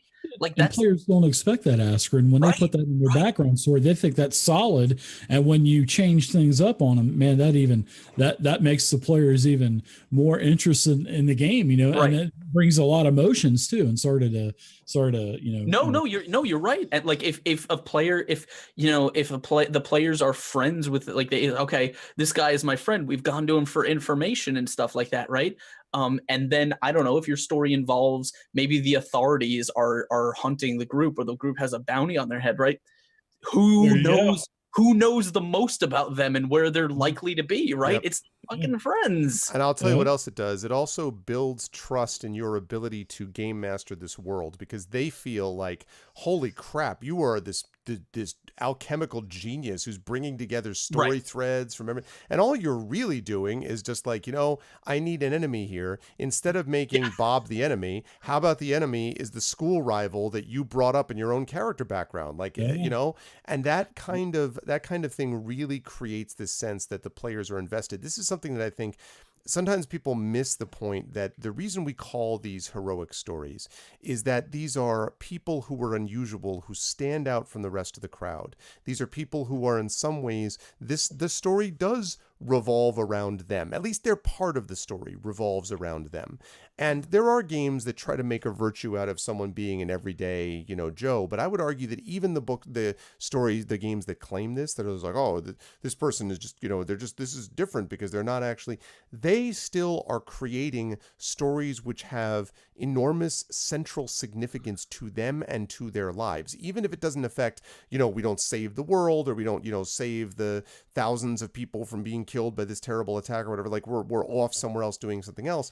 It matters to us, to our immediate family, to the people in our small community, and that becomes just as powerful a story as if you had written this, world-spanning, we'd save the universe from this. You don't build tension necessarily just by raising the stakes or the scale. You can build tension by raising the stakes for the characters, but you don't have to raise the scale for the characters necessarily to create that impact with them. And so having this kind of personal touch almost makes a big difference. By the way, if you can bring other players into that under the right circumstances, that also helps too. I had one character that ended up joining. We had one character who had to leave, one player had to leave, two players who ended up joining, and one of the players was brought up there because he happened to know the parents, or I said that he knew the parents of this other character. So when he's on the boat and they've escaped this one area, and he's like, you look exactly the way that Lasali described you. And that was the mother's name. And my player was like, in fact, Askren, it was Trendane.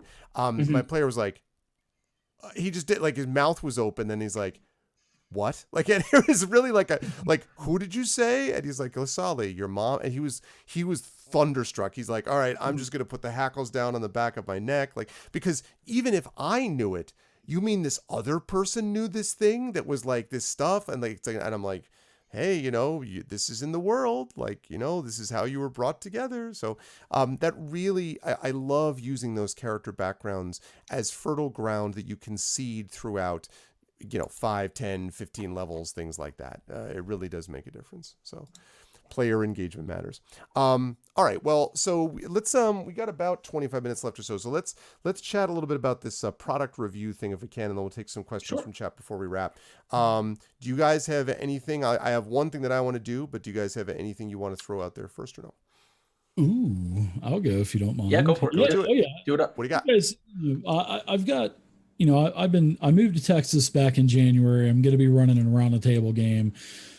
And I've been stockpiling on like goodies for my game. And I think a couple of nice things to have, if you don't have a lot of the terrain or the tile packs, I recommend getting the new Dungeons and Dragons tiles reincarnated. That's a great thing to have around the table. They're really inexpensive. There's 3 box sets. There's a wilderness, a dungeon, and a city. You can pick those up for less than $20 at your game store. There's 17 sheets of double-sided tiles. Put those together, get you a larger piece of like construction board or something, and pre-place them. Use a little bit of that crafting putty so they don't slide around. You'll be golden. Yep.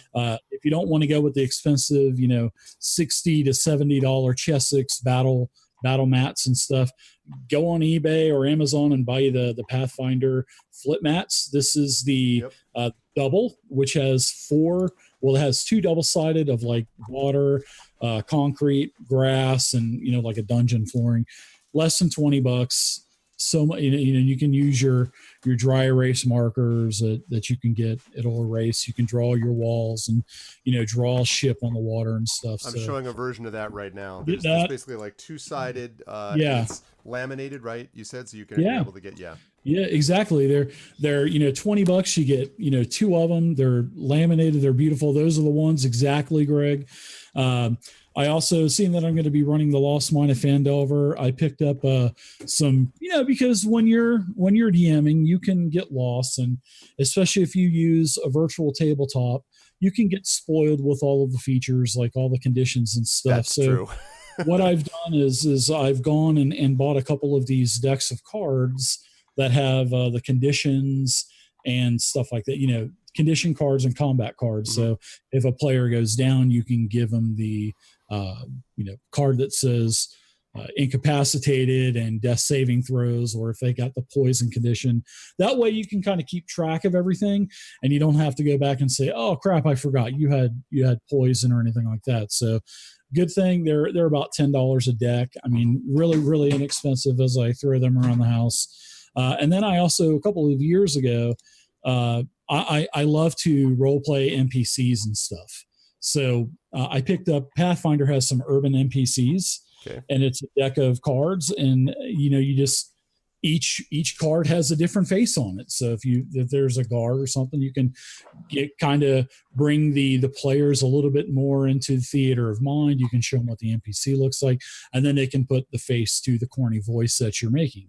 So those are some items that I picked up that I'm going to be using around my game table. And for players, actually, if you're going to be playing, you can pick up these nice character folios. They're by Ultra Pro. They're the ones that make all the baseball card pages and stuff. And these are about $10 at your game store. And they hold a bunch of the different spell cards. So you can, if you have a class that has maybe some type of spell, you can get the different spell card decks and use them, and not have to look them all up from the player's handbook or the whatever other source you're using for spells. So those are some pretty cool new items that I've gotten here in the recent past to enhance my around the table games when I start doing them in July. I dig that, and I like the condition card idea. That is a good idea. I remember 4E doing a lot of stuff with those magnetic tags and stuff like that. You put on the minis themselves, but even with Theater of the Mind, you can give people cards, and that makes it easier for them to understand. I dig it. And one more thing. Sorry about this. There's if you're into miniatures, I love minis and stuff like that. I've been collecting minis for years. But there's some other terrain stuff that you can buy too, like from WizKids. Like this is the Pools and Pillars. And this has like pillars. It has some pools, some columns, some banners that you can put on the columns and stuff. So you can actually put these on your D&D tiles to make it a little bit more 3D for them. So they can say, "Oh wow, look, there's a pool over there," or "Wow, what is this? What does this banner say that's on the column or something?" So Yep. And I agree with you that having a little bit of terrain like that can sometimes help to kind of give it like bump it up a little bit in the player's mind. And there's a lot that are in the Pathfinder mini sets, the Pathfinder mini battles, like altars and Iron Maidens and boiling cauldrons and stuff. So you can pick those up actually really cheap. There's also a ton of third party people who are making like custom terrain and like other things that you can use to fill out your Dwarven Forge and stuff like that, with little props and things like that. Tons and tons of companies jumping in on the bandwagon. Lots of high quality sculpts and stuff. Let me also recommend I'm sorry, Greg. No, It's that's super okay. I was easy. just going to say that when you're bringing some of this stuff, one thing that I did when I was dealing with a lot of miniatures is I would get the ones that I knew I was likely to need for an adventure. And if you get a basic 2-level toolbox, you could toss a lot of the miniatures in the 2-level toolbox, close it up, and then you have something with a handle. And the reason is it's easier to sort them and keep them organized for the game itself. Because if you just have a bunch of miniatures that you throw in a bag, that slows things down considerably if you're trying to figure out like what the actual miniature is. Now, if you don't care and you're just putting like things on a screen, but then truthfully, you could just use like pennies or toothpicks, you know what I mean? Like if you're not going to do that. So if you're going to care about the miniatures the way that David does, then it probably is worth your while, I think, to organize them a little bit. And you can, a toolbox will hang together well and is useful. I say the handle is especially helpful because it just makes it easier to keep things organized. So Yeah, absolutely. I thought you were gonna poke at me and say, or if you just put thousands on a shelf like David. Well, right. Yeah. Right. If you just have this ridiculous, like Yeah. you'd open up your own game store, amount of miniatures, but no, that's cool stuff, man. I like that. The around the table stuff is good stuff. And I think all the props are getting more and more popular because they're so cheap to make now because of the 3D printing with resin and stuff like that. Yep. So, but the only unfortunate thing is about that is they're unpainted. So, that's the thing with me. I cheat. I buy the Icons of the Realm stuff because they're already painted, even though Stevie Wonder is one of their lead painters there. And sometimes eyes end up on the back of the heads and stuff. So, but yeah, I do like to buy the pre-painted stuff. Yeah, well, that's because like the miniature stuff, the stuff that people do when they're painting minis is amazing, but it's like that is a class of talent that I do not have time to develop. Like I got so many other things. Like I dig it, but oh man. All right, well let me throw out the one that I wanted to do for today, which was I wanted to show this off. This is called Covert Ops. This is by DWD Studios. Came back in 2013, and I actually got this. This is kind of a print-on-demand thing that I was able to get. DWD Studios used a lot of stuff using the Creative Commons license, which allows them to do this business. And basically, you can get this in PDF or you can get it in hardcover form. Part of the problem is that I don't like doing everything with PDF because there's something for me easier being able to flip to a page than pulling up a damn search function and like scrolling, rapidly through a PDF. It's just my own. Maybe it's my own old school thing, but so the idea behind Covert Ops is showing your age, Arv. You're showing your age. I know. Yeah, I know. All the kids use the PDFs. I know. So the idea of the Covert Ops thing is to be able to get you to relatively quickly have a pretty much spy game that's set up and constructed for you to work from there, basing things on sort of the spy systems that we know. So again, I talked about like Mission Impossible before, but examples like James Bond, The Saint, things like this, and actually reflecting things that are both sort of literally kind of stealth operations all the way to the suave shaken not stirred kind of operation, all the way to the small guerrilla team that's going into this small nation to take out this one bad guy who's in some jungle in the middle of nowhere, type of thing. All of those things are part of it. So, and yes, or Weaver, I know I can type in a page, it will go directly to that page. What happens is when I don't remember what I'm looking for or what it's called, and then I get to scroll through 300 pages trying to figure out what the hell it was I was looking for. Whereas if I can find the pages that it was near, which I know if I'm looking at the physical book, it's easier. All right. Don't judge. All right. Don't judge me. So, I control F a ton. Yeah. Control F. Yeah. That's nice. Control F. So they have different roles that you're able to pick up. And one of the cool things I like about this is that there are built-in adventures and stuff you can do for it, but they have these things where you basically can set people up and almost go quickly. So you've got, as an example, you've got when you're constructing an operative, you roll on the origin table to figure out your operative's background. And we're talking about things like an artist, an athlete, a bureaucrat, a businessman, an entertainer, a military veteran, a thrill seeker, etc. You have what are called bones, and this is something that they use in a lot of their different systems. And you can spend a bone to choose a result if you don't like your role. So you have a certain number of bones, and you can use those throughout the course of character creation. And bones reset every game session. So you get another 3 bones or whatever it is to use. And bones are basically things that change or alter circumstances. They can alter roles. They can alter a particular way that a role was played out. They can alter a particular statistic or something like that. So you start with origin. You then have these abilities. You use either pre-rolled scores or roll a certain number, pretty much just like what you were talking about, Askren, and then drop the lowest number. Very similar to that. Here they actually use a D10 system instead of D20.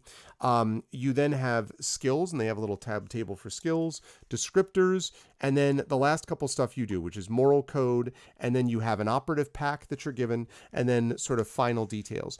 All of this probably would take about 10 minutes if you just went through and did this stuff quickly. And after that 10 minutes, you're then given what the structure is, what the adventure is from the game master, and you're off and ready to go.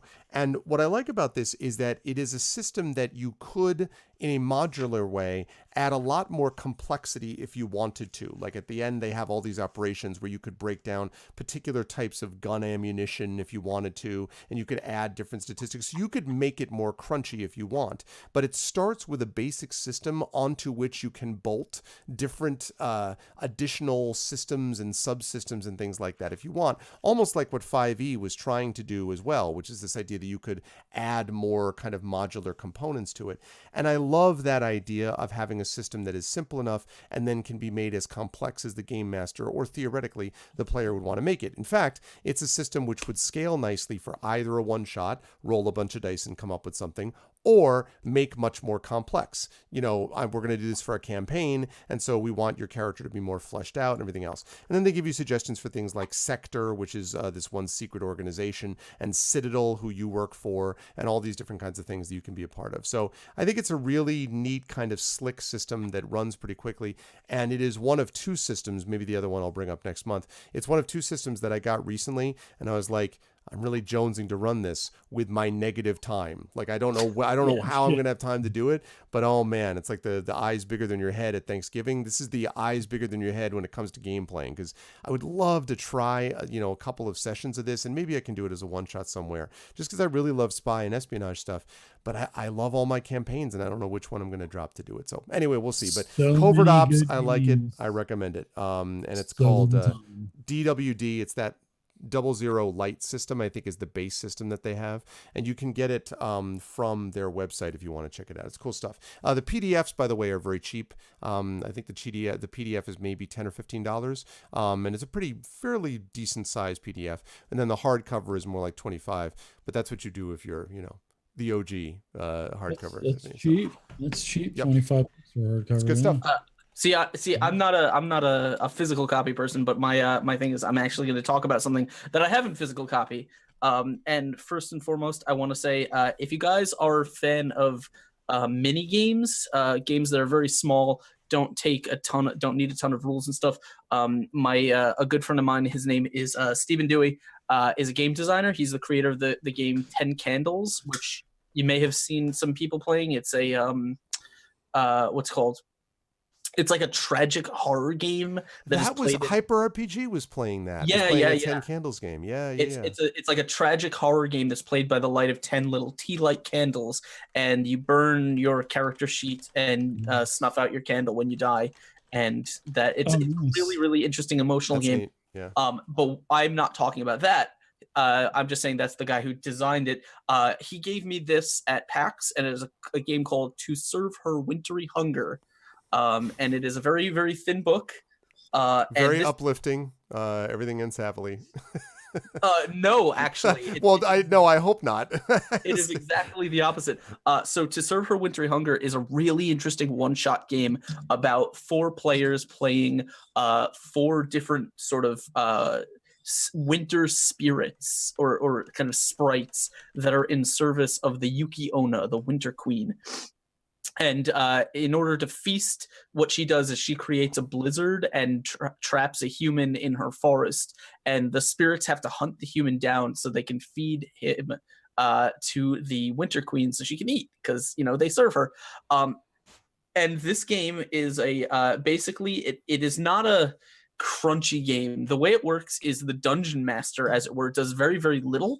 But he...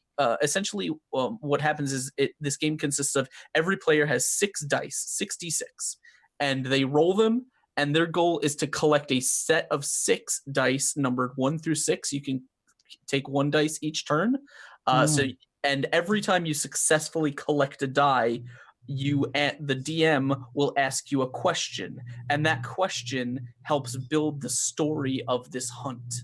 And the game itself is a game of sort of subterfuge and trickery and things, of the sprites kind of being vicious and mean to each other. They can you can bargain with other people for dice that you need to complete your set, and each time you answer a question, you have a piece of paper and you make a cut, and at the end you're going to unfold a snowflake, and either you successfully do it or you don't. The interesting thing about it is the game is only successful when everyone succeeds, right? Okay. So even though you guys are playing against each other, you still want everyone to succeed, but you want to be the one to earn the favor at the end of the game. It's a really, really interesting game, and it's actually like, if you have players that are more more open to sort of taking the narrative reins and kind of creating their own stories, and like don't necessarily need the DM to be adjudicating and and presenting challenges and stuff to them, but they're comfortable just sort of role playing with each other and stuff like that. This might be a really, really cool thing to check out. I really loved it. We got a chance to play this on stream recently, and it's got some really cool questions. It evokes some really cool ideas, and it was just a really fun little tactile experience, and I suggest people check it out. So that's neat. Yeah. To serve her wintry hunger. And again, that's the thing. Again, I want to say that's another example of like the thing I was saying with Wilderness of Mirrors, like these little independent things that you just draw little cool ideas from that you can insert and use in different environments. That stuff is really grist for the mill. It's interesting, but it's just useful. Right. And for me, and also I get a side benefit because I'm also like, that is a cool thing I should use in a story sometime or whatever. But like, it's cool for game masters because it's another tool in the toolbox. So this is so it's super interesting in the fact that like so let me just give you a quick example here. So right. Okay, so for example, when you claim your second dice, you will speak of the woods vast. If you are the first, the forest opens shortcuts before you, and you soon your strides cover miles.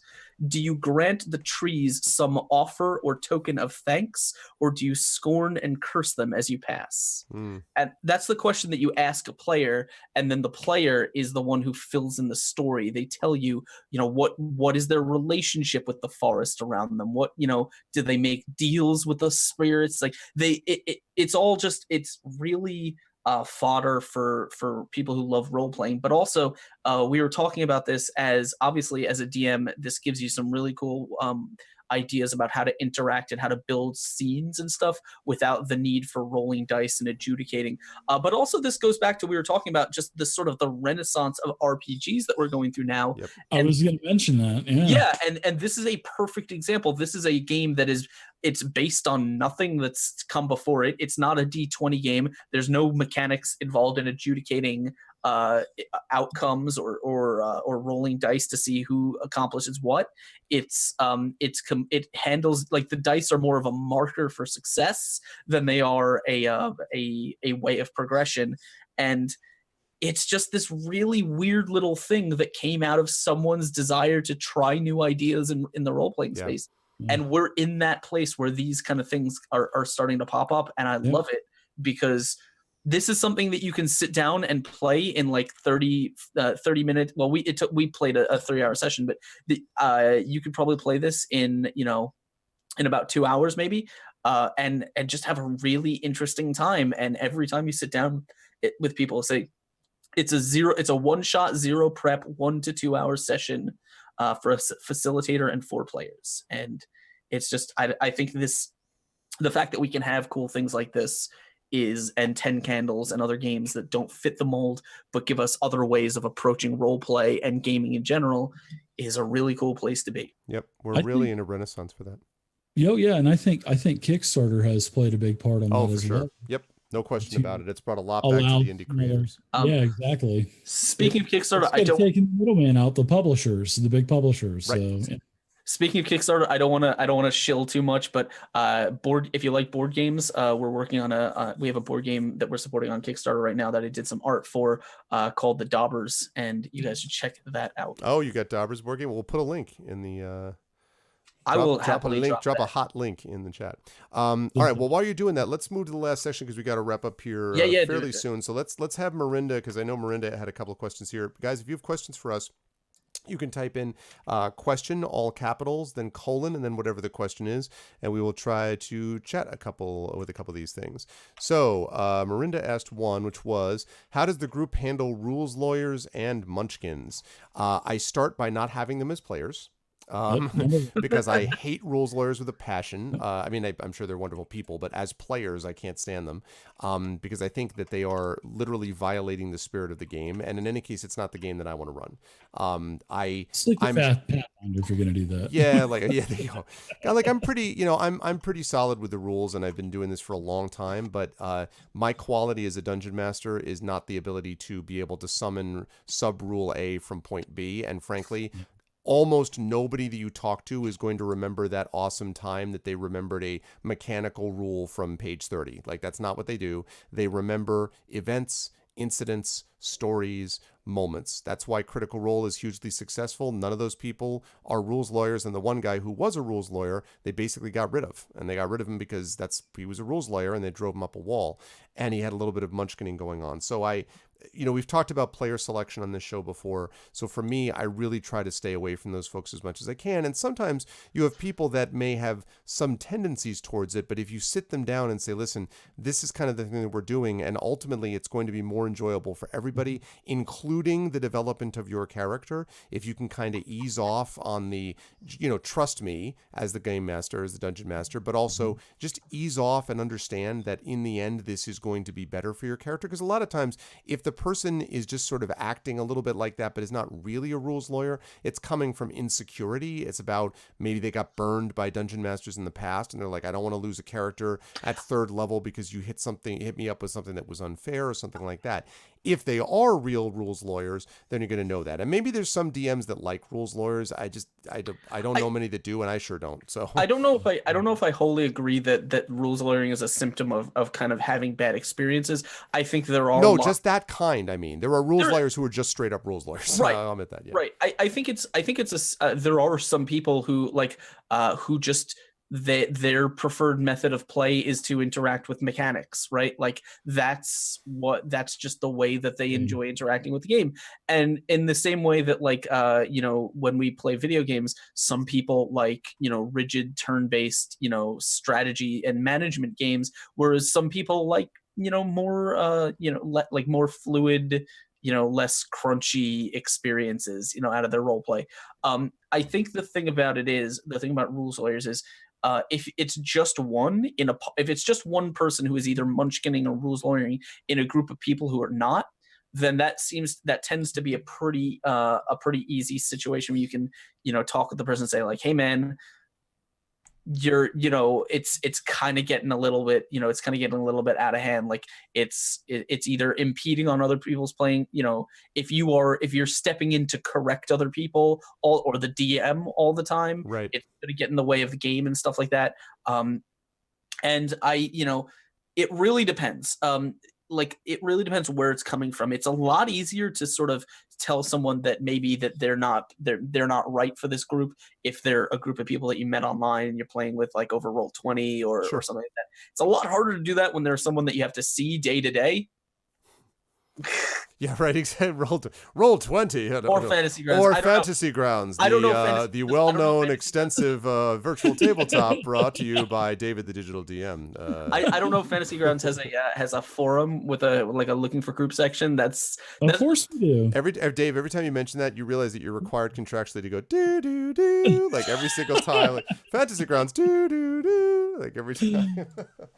Man. But it's a lot harder to deal with those people and in person by kicking them out of the group. Yep. But This was the problem in middle school, right? This is like Right, before the, back in the day, because I grew up You got before who the you internet, got, you know? and I was like, oh, I got to deal with this kid because it's either him or I got to get my dad to play. Like, Yeah. No, so- it used to be that way. It's like you get who you get and that's it. But if it's just one person, especially if it's a friend, if that problem can't be solved by just sitting down and being like, hey, can we work this out? Like, can we address this issue, agree that it's a problem, and maybe find a solution that's great for everyone? Then I feel like that that person's relationship with your group is probably not a healthy one. Right. And by the way, it's very important to address it earlier rather than later, because that stuff can become toxic and affect the entire group. And it's not fair to the other players to have a group breakdown because of the one guy. Yeah. Yeah. I think sometimes people just have it ingrained. If they read something, that's the end all be all. It has to be that way. Because that's what the book says. Yeah. Yeah, exactly. And I'm a rule light DM, so I make it blatantly obvious that I don't want any, disputes of rules at the table. We'll take care of it afterwards. So. My Pathfinder, right, that's important too. Yeah. They know the rules inside and out, right? And like they often, like I've forgotten more about Pathfinder than I've learned about most other systems, and so like I go back to it every Friday, and I'm like, how does grappling work again? And like, thank God that they put up with my bullshit. But like, I was thinking of grappling. I mean, yeah. It's everything. It's like, how does sundering rules work again? Someone explain this to me. What do you guys call it? Grapple monkeys, Askren? Grapple monkeys or something like that? And I don't know if I've ever used that term, but right. But there's always the one guy like, I want to overbear. That was another one. Right. Like, can I overbear? Like, sure.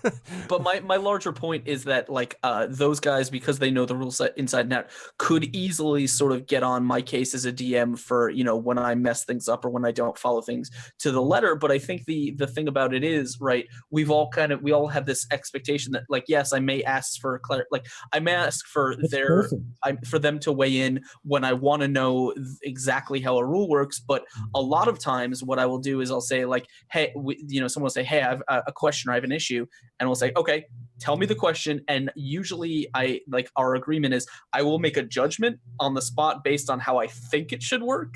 And then I'll go back afterwards when I have more time and I'll look it up and I may reverse the decision. But it's like, we're not going to get stuck up on who's perfectly understanding the rules, because no one enjoys that. It's not fun for anyone. Totally agree. It slows the game down. It just breaks the entire continuity of the game that you have that's already going. So that's right. And if you know enough about the game, you generally can, like, even if you didn't happen to know the overbear rule, pretty good guess it's going to be strength based, right? Like there's certain things you can make and just be like, let's do a strength check, let's do this check. If you got athletics, whatever, you can play around with it in such a way that unless the player is an incredible stickler, they're probably likely to be like, okay, like this is close enough.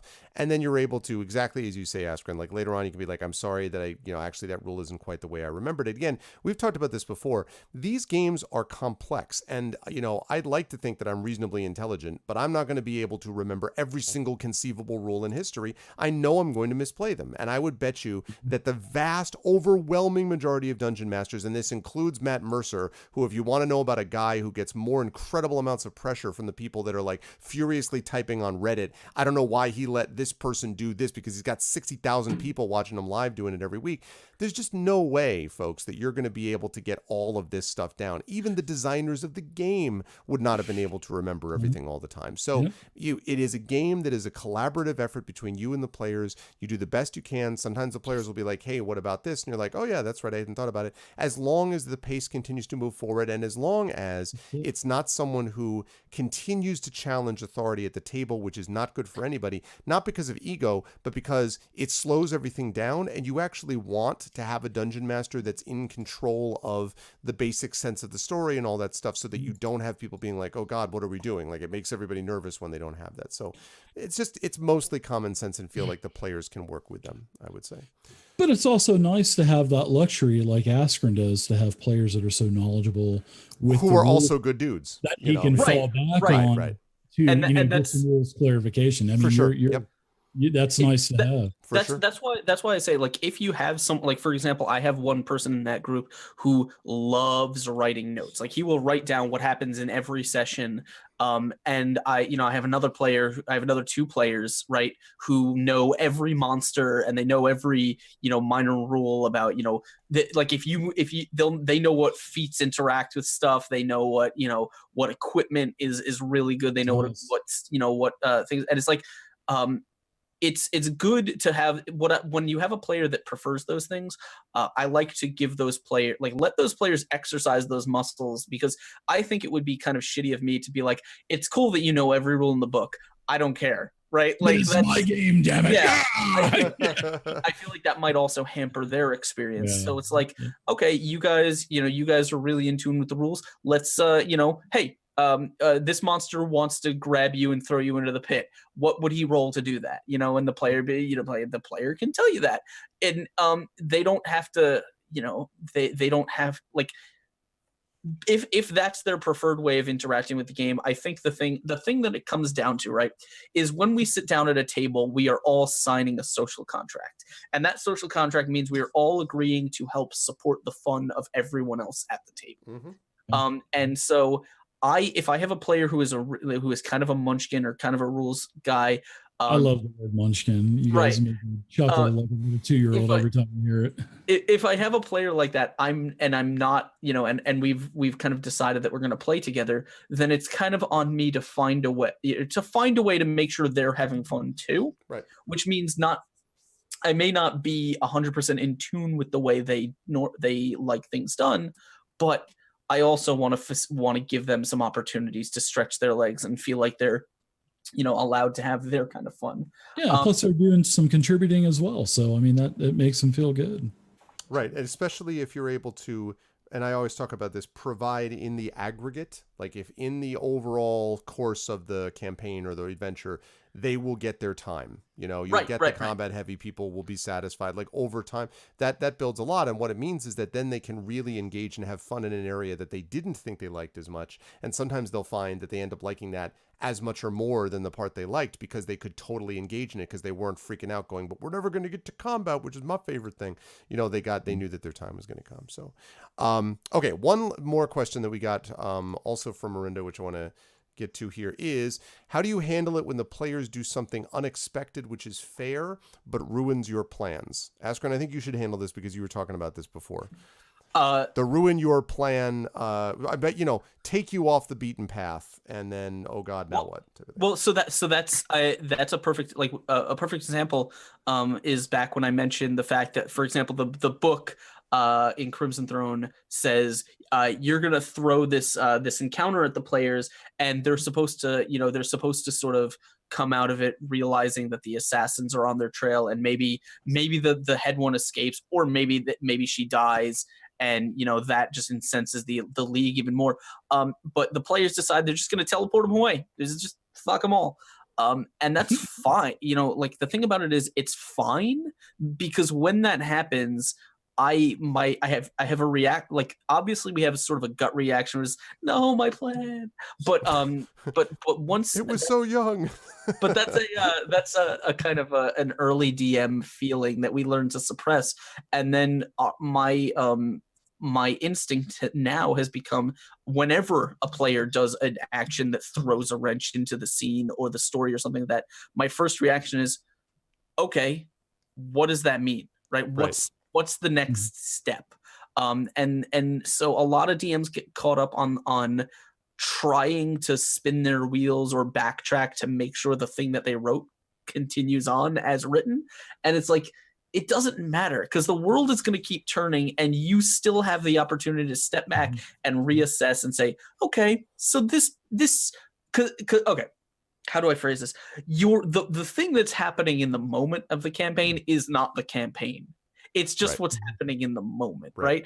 And just because the players overcome a hurdle or defeat a plan that the enemies had, or beat an enemy really easily, or discover or go to the right place at the wrong time, it doesn't change. Like, your story is not now off track. It just means you say you take a moment to reassess and be like, okay, what, you know, how do I move on? What's the next step, right?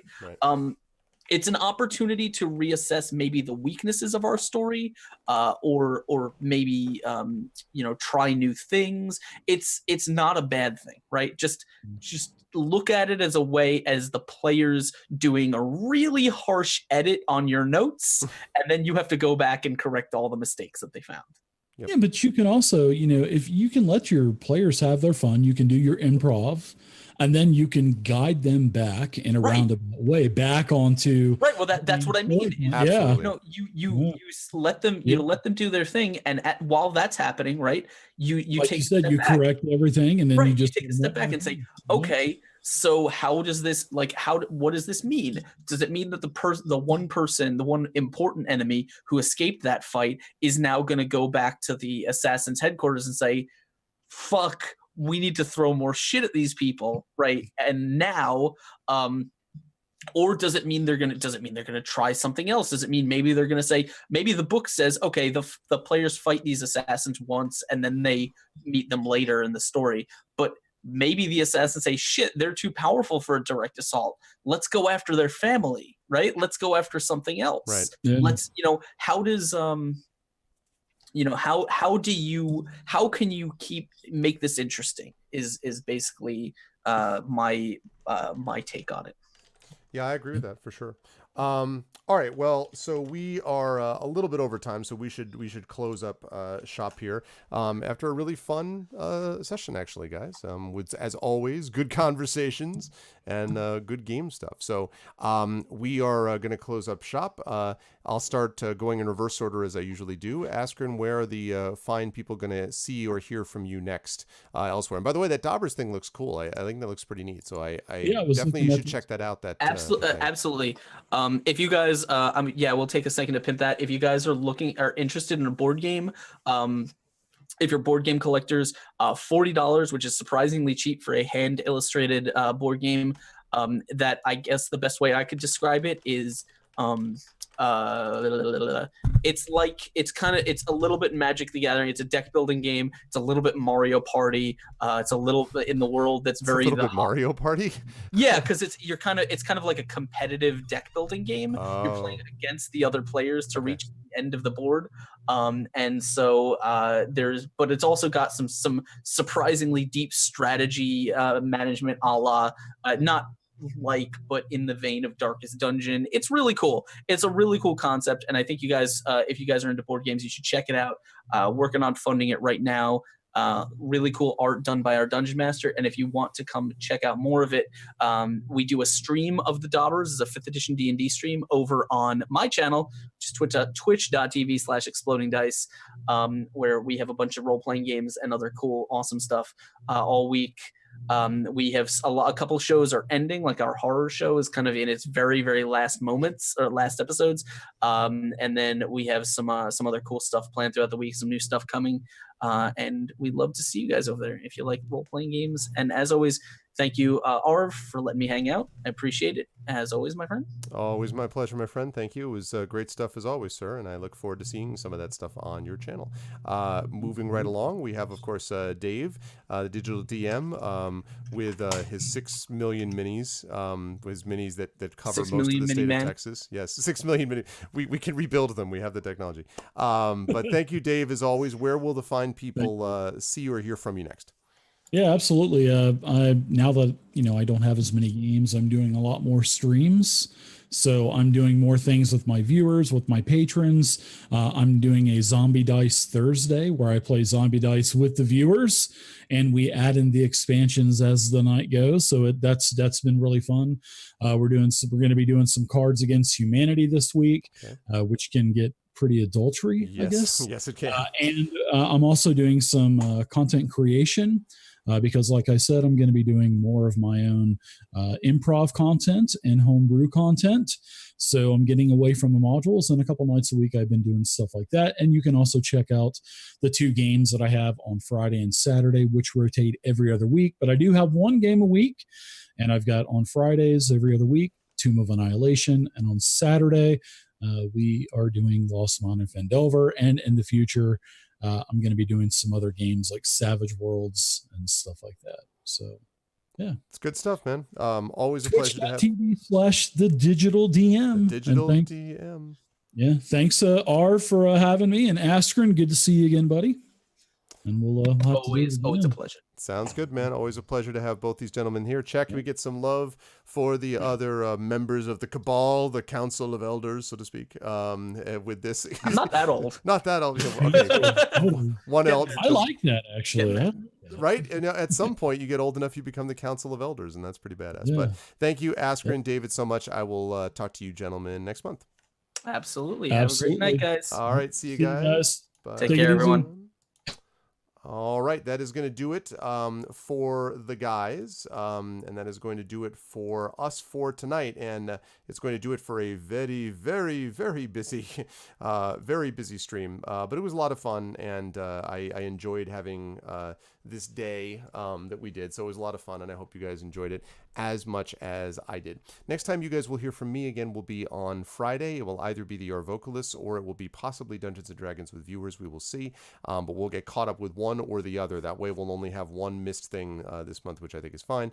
And then Saturday we've got Dungeons & Dragons with Infinity and Beyond. Remember that next week, I should say next month rather, we've got the Arvanaut Idol 3, which is my short story contest. We've got all the D&D stuff, Esper Genesis, all of that other business that we've got going on as usual. Chat Chosen Game of the Month as well. Probably a Lone Wolf playthrough as well. But we've also got, very importantly, ArvCon, which is that last weekend of the month that we're really focusing a lot of attention on, our charity convention to support the Damon Runyon Cancer Research Foundation. So that'll be happening at the end of the month as well. And of course, you will see episode 8 of Masters of the Dungeon next month as well. If you like what you saw and heard, please make sure to follow the stream. Please make sure to support the channel by checking out the ArvTube, !ArvTube. You can see past broadcasts of this stream and others. You can check out the Discord with !ArvCord, the Twitter with !ArvTweets, of course the shop where you can get Infinity and Beyond merchandise, soon to be expanded, I hope, to other things. That is !Arv Trion that you can, no, Arv Shop. There we go. !Arv Shop. It's late. I'm tired. We had a lot of stuff we did today. And of course the Patreon, which is sitting right over there, currently sitting at $478.96. That you can check out with !Arvtreon. Supporting that can get you a lot of cool stuff and can also get the channel a lot of cool stuff. So please consider supporting that. That's really the financial backbone of the channel, along with the subs, which you see right above the window there. Currently sitting right around, I think, just under 40 subs. So if you're able to subscribe to the channel, that is also a big help and would definitely be appreciated. Never required, but always appreciated. And Icarus merchandise, hopefully down the line, Genly. I don't know. Icarus, more stuff is going to be happening with Icarus, hopefully soon. We will see how that goes, but we will see how things happen over time. But if you like what you saw and heard, please do all those things, and thank you all so much in advance. We're not going to do a formal raid today, but we are going to do or at least not a manual raid, but we are going to do probably an automatic raid. So if you stick around after the song is over, we will go and hit someone up. I don't know yet who. I will take a look and see who we want to actually raid, and then we will head over to that person whenever I figured out who it's actually going to be, and we will go over there and give them some love when you have a chance to do that. So, but I want to thank everyone who made this such an awesome stream tonight. When we do the raid, by the way, just make sure that you stick around for it, and then you can do the Arvanauts Have Landed with Twitch raid or Arvany Hype if you wish, but we'll be heading over, as I say, with an automatic raid. I want to thank everyone who made this an awesome stream tonight. Thank you to my wonderful mods, Shadowed Mage and Chaotix. Thank you to my wonderful viewers, Genly, Hillness, Nonstop, Uncle Elias. Thank you to my subs, who are Shadowed Mage, Genly, Hillness, and Nonstop, and Uncle Elias, and Chaotix, of course, who also supports the Patreon as well, as the others do as well. Thank you to my wonderful viewers. Thank you to Cranky Old Mage, Echo Alpha, EK, Hand of Code, Jagtress, Kira, Ladoberg, what's up, Kira? Ladoberg, Marinda, Mr. Mano, of course, what's up, Mano? Orb Weaver, as always, Peekity Fan, Rock God, the Digital DM, thanks again, Dave, you, Christensen, and Wenchkin. Always a pleasure to have everyone on board, and I hope you guys enjoyed it, and I hope all of your fireballs are the 10d6 variety. But that's going to do it for me, and I will see you folks in a few days. Until then, everyone be good to each other. Love you all. Best viewers on Twitch, and have a good one. Have a good night.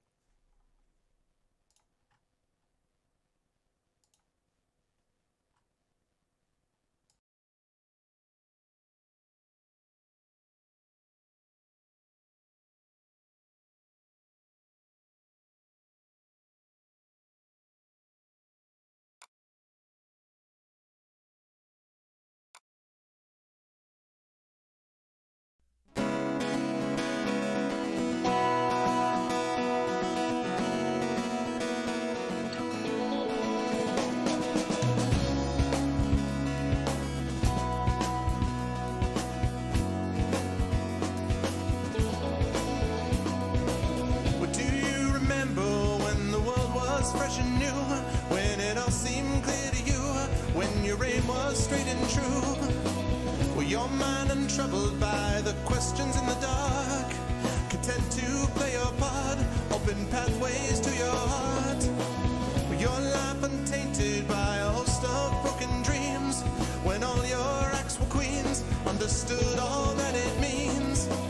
Could you have understood the way your life was bound? Did you ever wonder how you got from there to now? Oh, yes, you're gonna fly away from here, where the sky grows more clear, and your problems disappear, drift away down below. Watch them go down to your friends, where the trouble never ends, and there's always just one more day left to go.